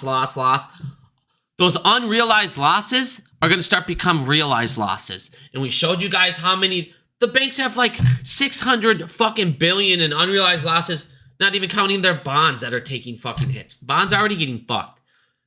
These guys, like I said, you can't siphon trillions out of the system and go, no one's going to notice. We're going to funnel out trillions and nothing's going to happen. No, you're going to funnel out trillions. You're going to have inflation. You're going to have your entire system that was built around the middle class putting all of their money into your banks while your banks went over and stole their stocks and their profits and all their 401ks and everything they worked their asses off for. Great job. And you know what's funny? And you know what is funny? And you can look this up. Most firms, see, they go in there and they say, oh, you got to go pay these firms and pay these guys to fucking, to make great returns and build a retirement and all this stuff. And it's like, most people, if you looked at the last ever, most of these firms don't even outperform the fucking S&P 500. They don't. You're better off getting longs than that. You were better off just getting longs than those. Like I said, guys, they have you thinking you need to do something when it's like, no, independently, we have all the power by removing ourselves from this fucking corruption of a system. But this corruption of system is fucking crumbling. It is crumbling. Because I told you, I can't, how many fucking bubbles have I shown you? Well, all those bubbles have even tripled. And before they shouldn't have been able to triple, but they've tripled again. And you're like, how the fuck do you guys keep blowing these up? Meanwhile, banks laid off over 60,000 employees in 2023. Now listen to this. The full December job cut list is coming at the end of the week. That doesn't even count December. So what's it going to be? 60, 70, 80,000 bank jobs have been cut? That's a pretty big deal. That's a lot of bank jobs going under. That's a lot, and that doesn't count mortgage units. This doesn't count the mortgage sector, which I showed you two of the biggest mortgage lenders closed down. So look at the numbers. Don't listen to the stories. Don't listen to the fucking shit. Look at the numbers behind it. Look at the people who dig into this. Actually look into this and tell you. These are the people I look at. Am I wrong on sometimes? Yes, because I think numbers should say, hey, numbers should tell me this should do this, and somehow they come up with a bank fucking lending, a federal bank program that will bail you out by $10 billion a week. If you guys, $10 billion is not a small amount to need to be go get fucking loans. And people would go, well, maybe they're using that to get, because the rate, no, they're not taking that money and parking it at the other place because the rates are pretty much canceled out. And to gain what? They're gaining like 5 basis points. Ooh. Big fucking deal. No one's going to look at that and go, it's worth that. And then have attachment to that. They could go out and invest that money instead. Like I said, these guys are literally living off credit cards, and it blows my fucking mind that none of their credit card companies are like, what, you're over leveraged and living off my credit card? No big deal. Like, what the fuck is going on here? It's insanity. But down to this again, like I said, they talk about 1.3, and this is what I kept telling everybody. 1.3 trillion of banking deposits, or 7% of total of all deposits, have left. And guess where they went? And I told you guys this last year. I go, you're going to get into a a death spiral in the treasury market. And people, why you keep talking about this? Because you are going to get into a death spiral in the treasury market, and everybody's going to go, other than your average citizen, and even they'll eventually wake up and go, oh, everyone's going to move to money market funds. Everyone. That's the new bank system right there. Everyone will move over there. So 1.3 trillion left of deposits, and it all went over to money market funds. So they say the risk that more people are going to continuously leave for money market funds in 2024, the risk is growing, and we expect even more to leave. So this is something that caused the first banking crisis, and we expect this exact problem to grow next year. So, and I'm trying to get it to grow at a more rapid pace. I want more people to leave. Get the fuck out of your bank unless it's a credit union. Get the fuck out and look into your credit union. Talk to your credit union. Sit down with them. Don't just say, hey, it's a credit union. Sit down, talk to a guy and say, hey, I just have one question. What do you guys mainly make your money on? Is it, are you doing with deposits? Do you guys mainly make it on auto loans? If he says like we mainly do auto loans, okay, say, all right, well, I need to know that there is a risk of auto loans defaulting. People, auto loans have been pushed up, and I showed people. So if that's one of their main sources, maybe go to a different one.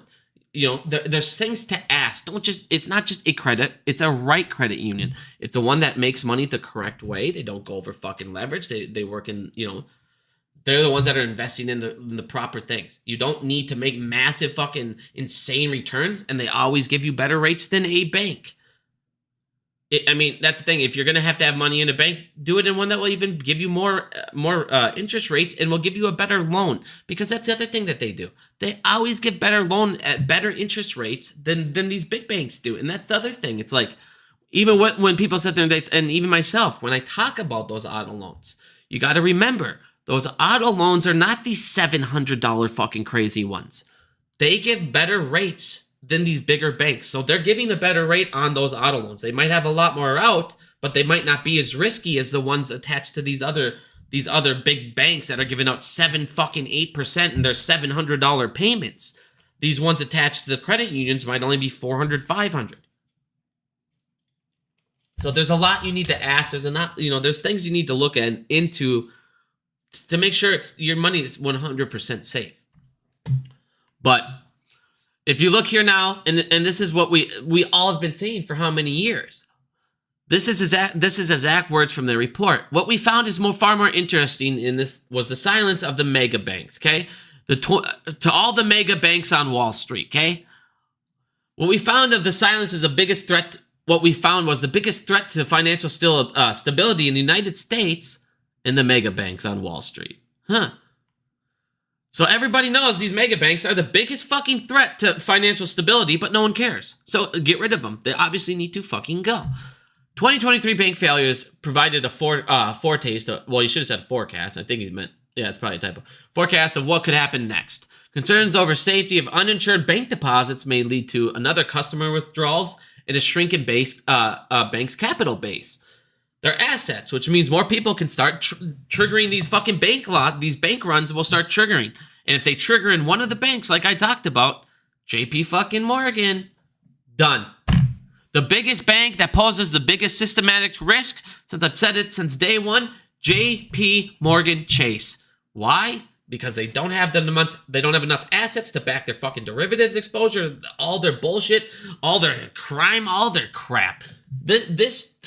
I hate fucking JP Morgan so much, it's not even funny.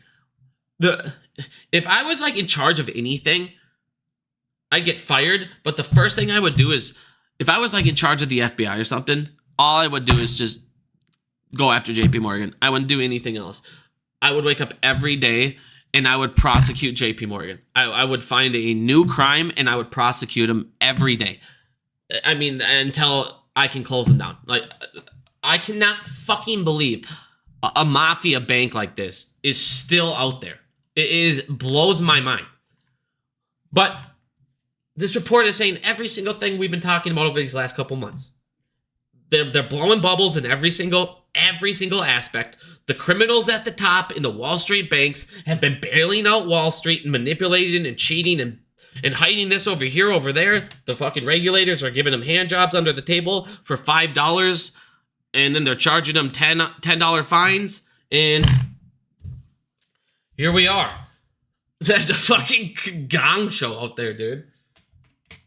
But when you're looking over at, like I said, when you're looking over at the banking system, you're looking at how much they need to borrow. You're looking at their assets. You guys, everybody, and then the people that are like, well, who cares? They'll just go borrow more from the federal bank program over here. How are they going to borrow $1 trillion?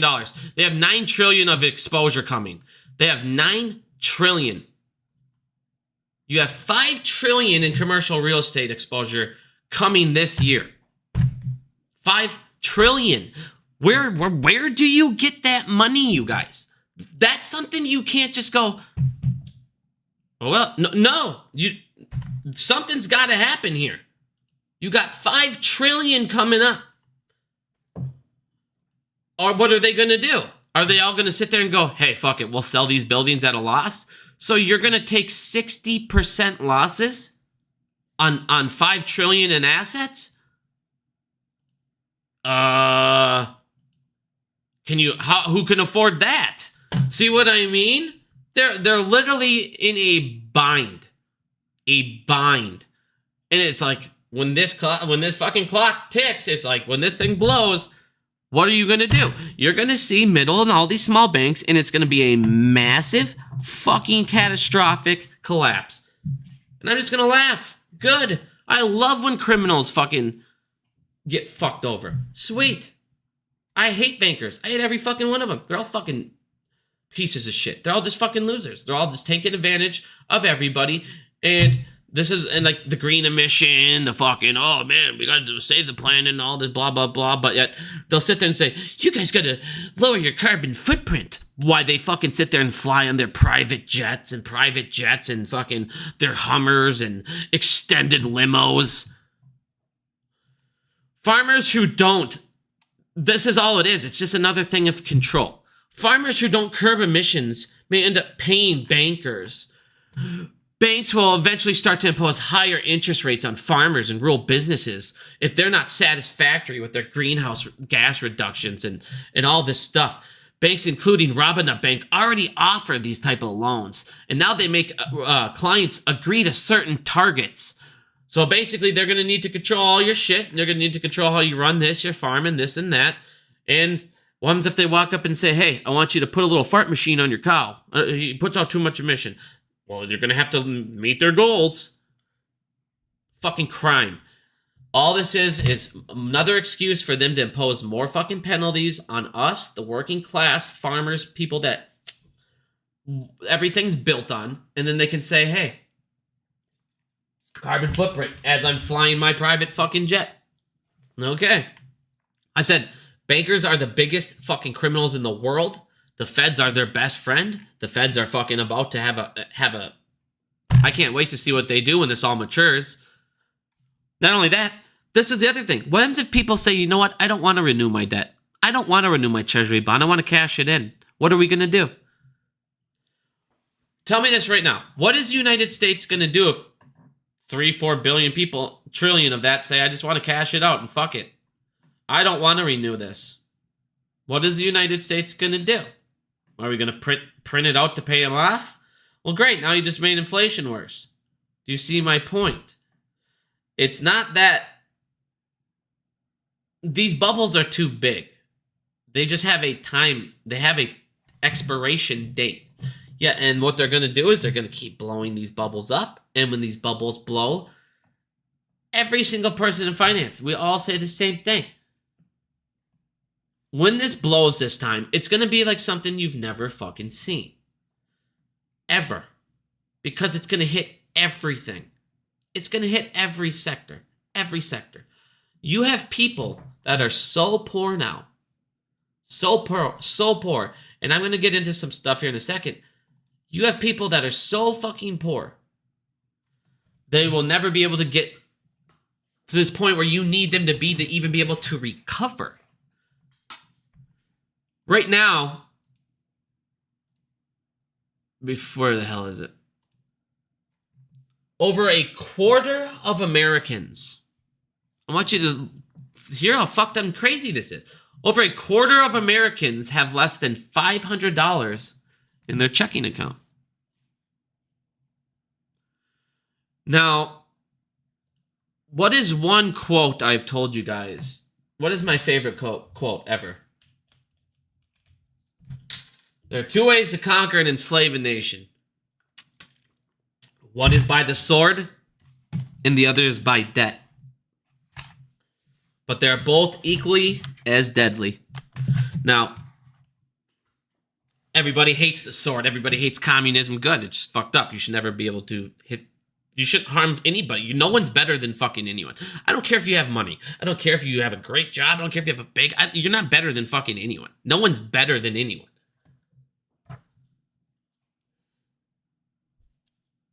But right now... God, like, dude... Hold on.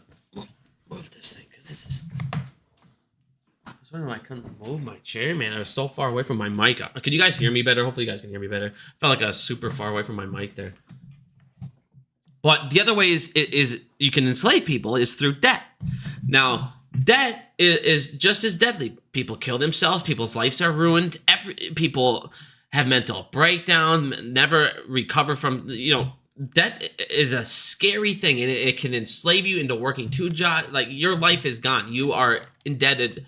You have no choice but to do that or bankrupt. And you have a family, you have this, you have no choice. So your whole life is just revolved around working and paying that debt down. Well, the United States, if the average person now has $500 in their account, what is happening right now? This is a scary fucking thing. This is a scary thing. Now, Peter here, I really enjoy his videos. He's a very intelligent man. I'm going to post this on the thing. Like I said, I don't really advertise people unless I have been watching them for a while and they give tons of great information. He's insanely intelligent. One of the things that I talked about 4 months ago was that buy now, pay later thing.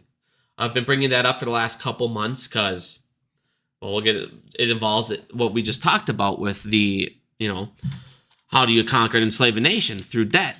Well, right now, if you have an average person of $500 in their checking account, almost a quarter of your fucking population, buy now, pay later soars 14%. Now, I went over the numbers with you guys on the Black Friday, how it was like 72% was fucking buy now, pay later purchases. And then if you see Affirm stock, the company Affirm, it's gone up rapidly because tons and tons of more people are using buy now, pay later.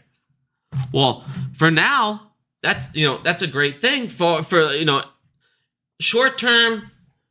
You want can I say you want a stock play? Here's an advice.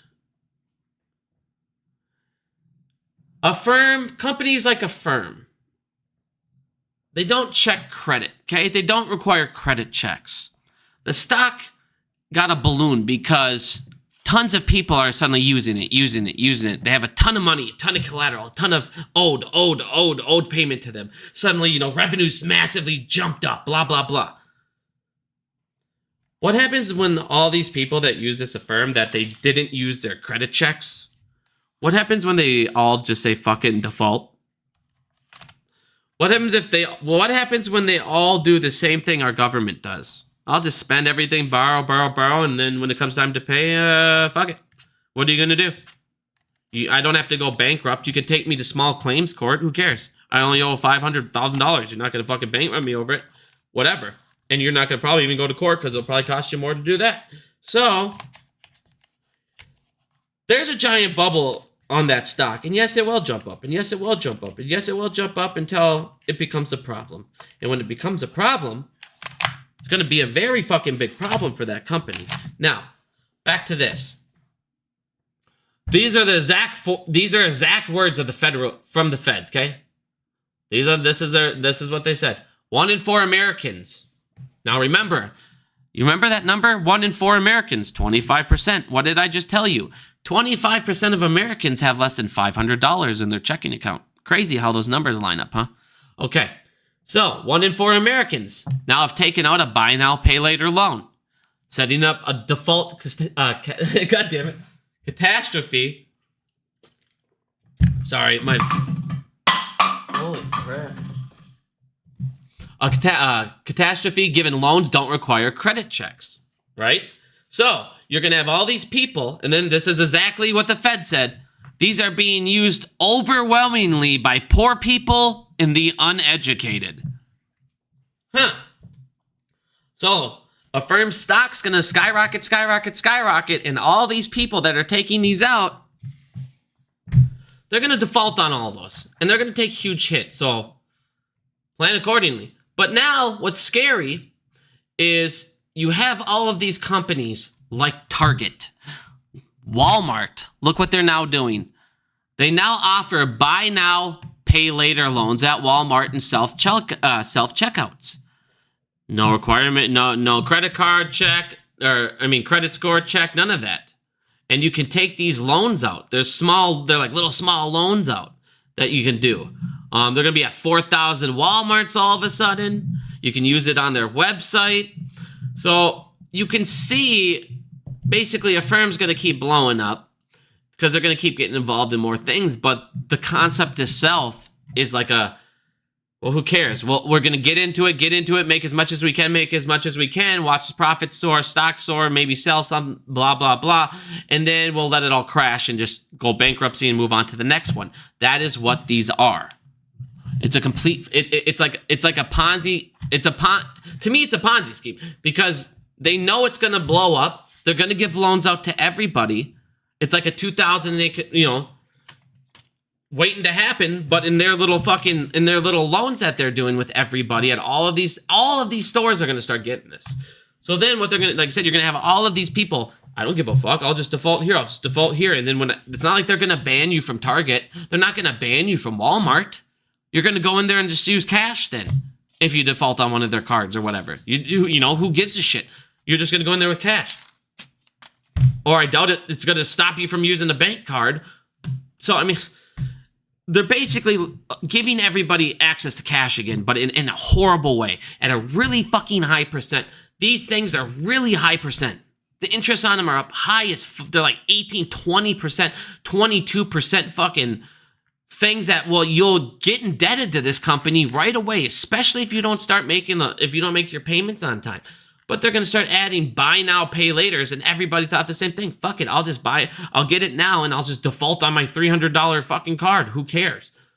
Well, the other thing that's funny is, we have this other bubble coming. Listen to this.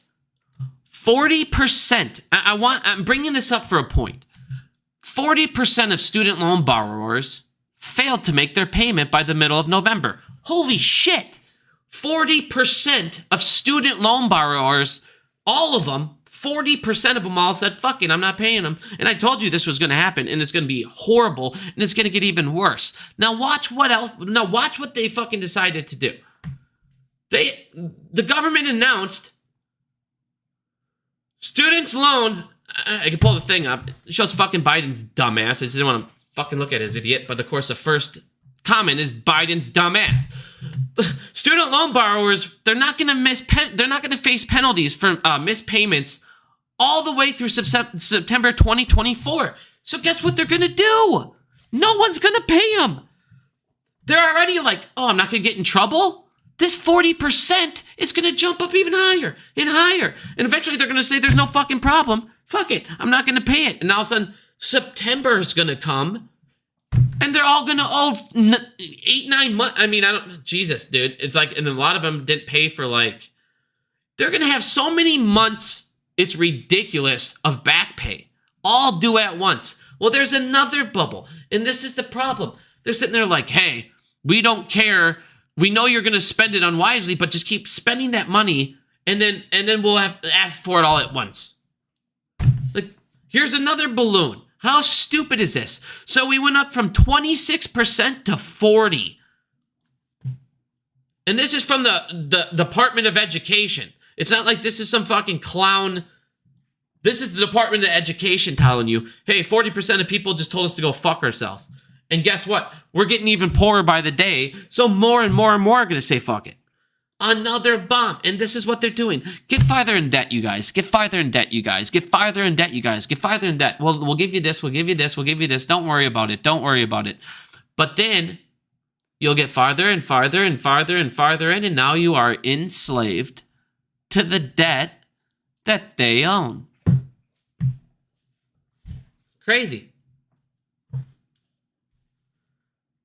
It's fucking ridiculous. And all they're doing is letting it right now blow up across the board. They don't care. They're like, fuck it. If they're going to sit here and they're going to fight us and all these things in the market, we're going to have all these people figuring out our scams. If we can't make this money doing all this and this and this and this and this and this and fucking eventually it's going to come to an end because we're obviously getting caught every fucking step of the way. It's not like they're getting around us. It's not like we don't know what the hell they're doing. Eventually, this shit, like I said, greed, bubbles, making them more expensive, having people, don't worry about it, don't worry about it, don't worry about it. Well, why are they doing this? They're doing it so we don't fucking riot. We don't go nuts. But eventually, you can't keep pushing everything off because it's going to get more expensive for us. It's going to get harder for us. You're going to need more from us. You're going to want more taxes. You're going to, exactly what I just showed you here. You're going to want more fees from farmers. Farmers barely make enough to get by. And now you're going to tell them they need to spend all of this money, tons of money on fucking this shit that doesn't matter because they need to reduce their carbon footprint. Well, guess what? The people who did this law own stocks in carbon emission. Oh my God, crazy. So government politicians said, you need to buy our fucking products or we're going to fine you. That should blow your mind. Politicians who own stocks in emissions straight up come up and said, hey, you need to do this. You need to buy this equipment so we can have profits, or we're going to fine you over in this area where we have our other stock. It's a fucking joke. Fuck these banks. Fuck these regulators. But the problem is they're only allowed to borrow billions, but they owe trillions. Trillions over here, trillions over there. Now, for people that thought I was going to be wrong, investors poured $123 billion into cash funds, into money market funds.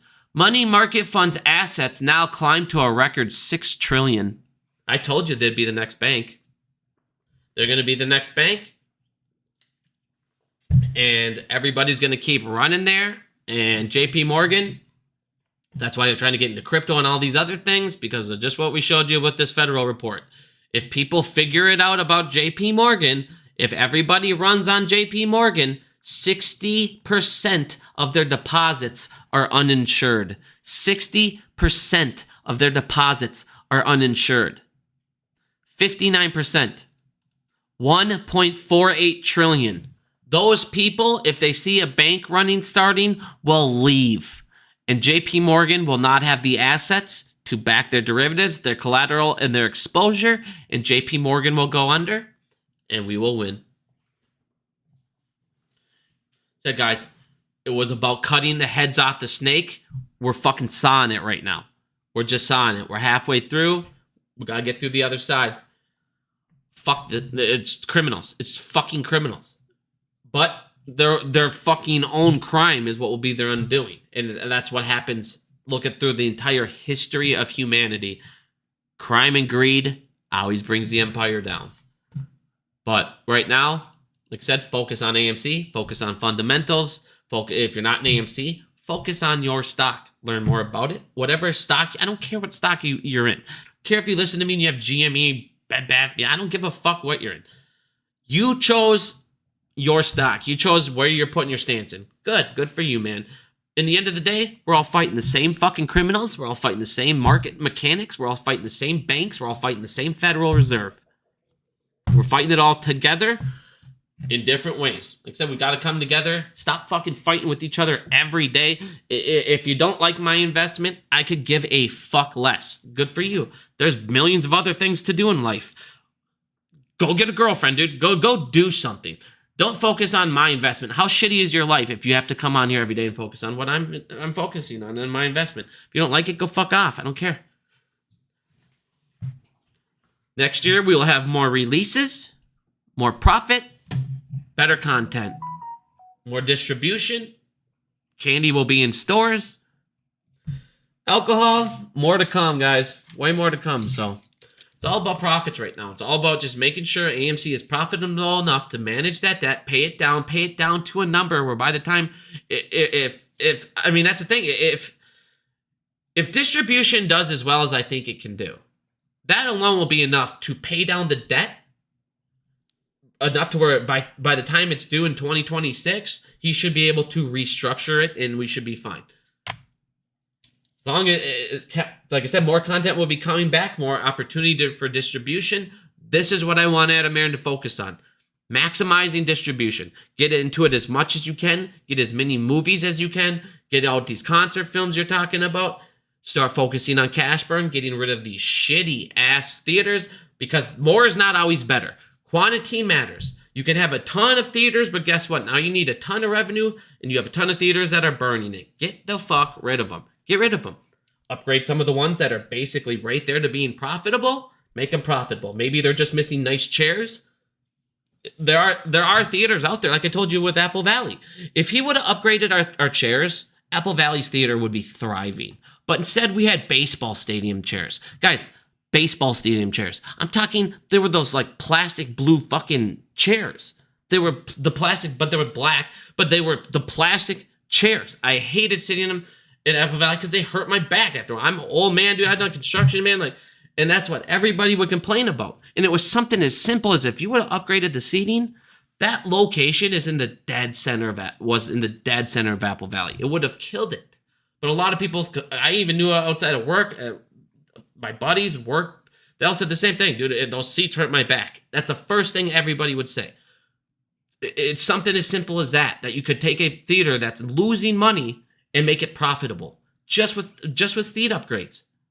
It's that simple. So when you upgrade some theaters, you guys, the way we pay debt down, the way we get through this, the way that we don't dilute anymore is you get profitable enough. And the way he does that is he makes these theaters, you have to have more profitable theaters than unprofitable theaters. And you need your distribution center or distribution for AMC to take off. And I don't see any reason why it won't.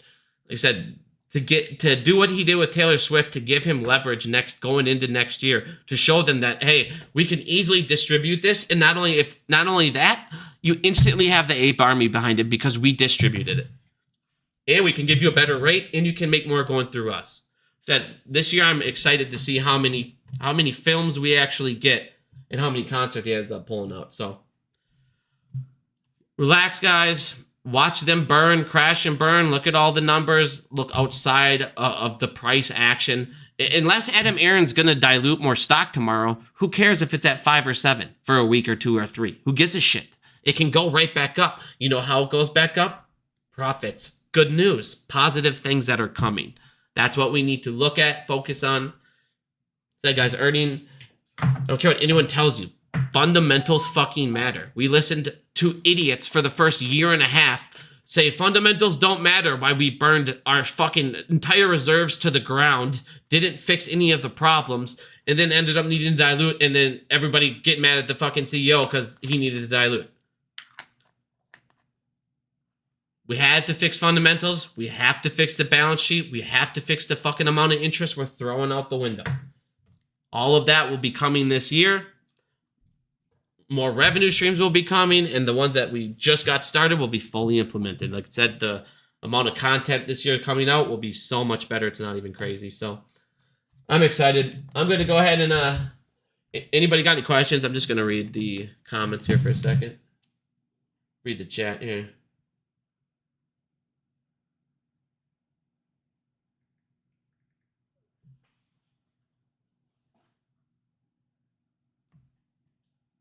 Yeah, man. I used to be in Apple Valley, but I ended up moving to Empire. Small ass little town. Like nothing here, man. Whitney Webb? I don't know who Whitney Webb is. Who's Whitney Webb? Should I know him? Or her?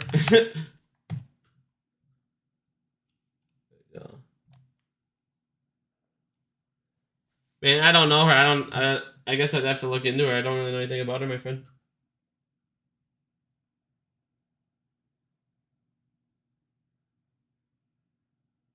How's the squeeze affect AMC and Adam Aaron?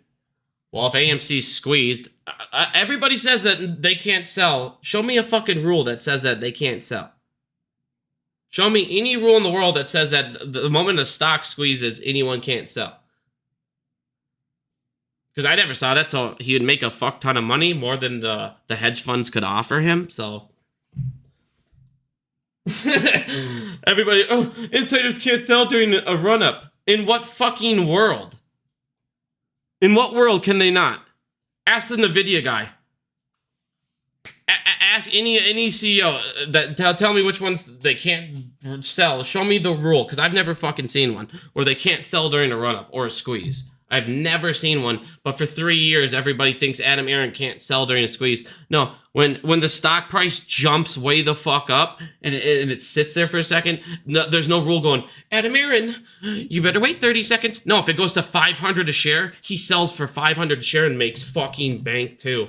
He said everybody that sat there for years, every person I ever said, show me the rule where it says, if a stock goes up a certain percentage, no one can fucking sell.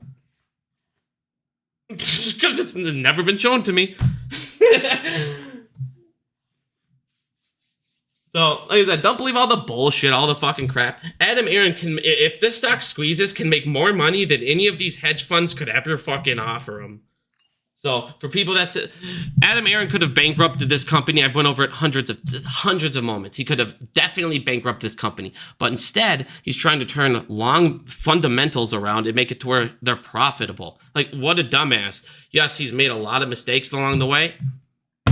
But I've also not a CEO of $1 billion company, and I don't know what the fuck's all going on and everything. Like I said, it's like, I need him to keep making revenue. I need him to come up with distribution and turn distribution next year into the fucking monster house that it can be and should be. And will, like I said, if he can get distribution into the 5, 6, 7, $800 million, break $1 billion. Think about that, guys. That's another $800 million in revenue. I just showed you today.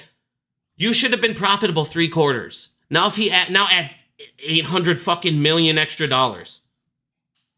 Can he manage debt? Yeah, he can manage debt that way. And that's what we need. Like I said, if he focuses and he makes this distribution take off, that's what we want. That's exactly how he can get out of all of this mess without dilution. What do you got going? You gotta get out of here. All right, guys, I've been going for quite a long time here. I'm going to go. Murphy's getting fucking crazy. He's got to go out. Pushing my chair. All right, thank you guys for listening. I will definitely be going live here more this week. I've just been dealing with my uncle in the hospital. I said me and him are pretty close, so I always scary when they tell you, to tell you got one valve going. He had 25% out of one valve, and then his heart was operating at under 50%. So like, it's just scary shit, But thank you guys for listening. Hope you guys have a good day, and we'll talk to you guys soon.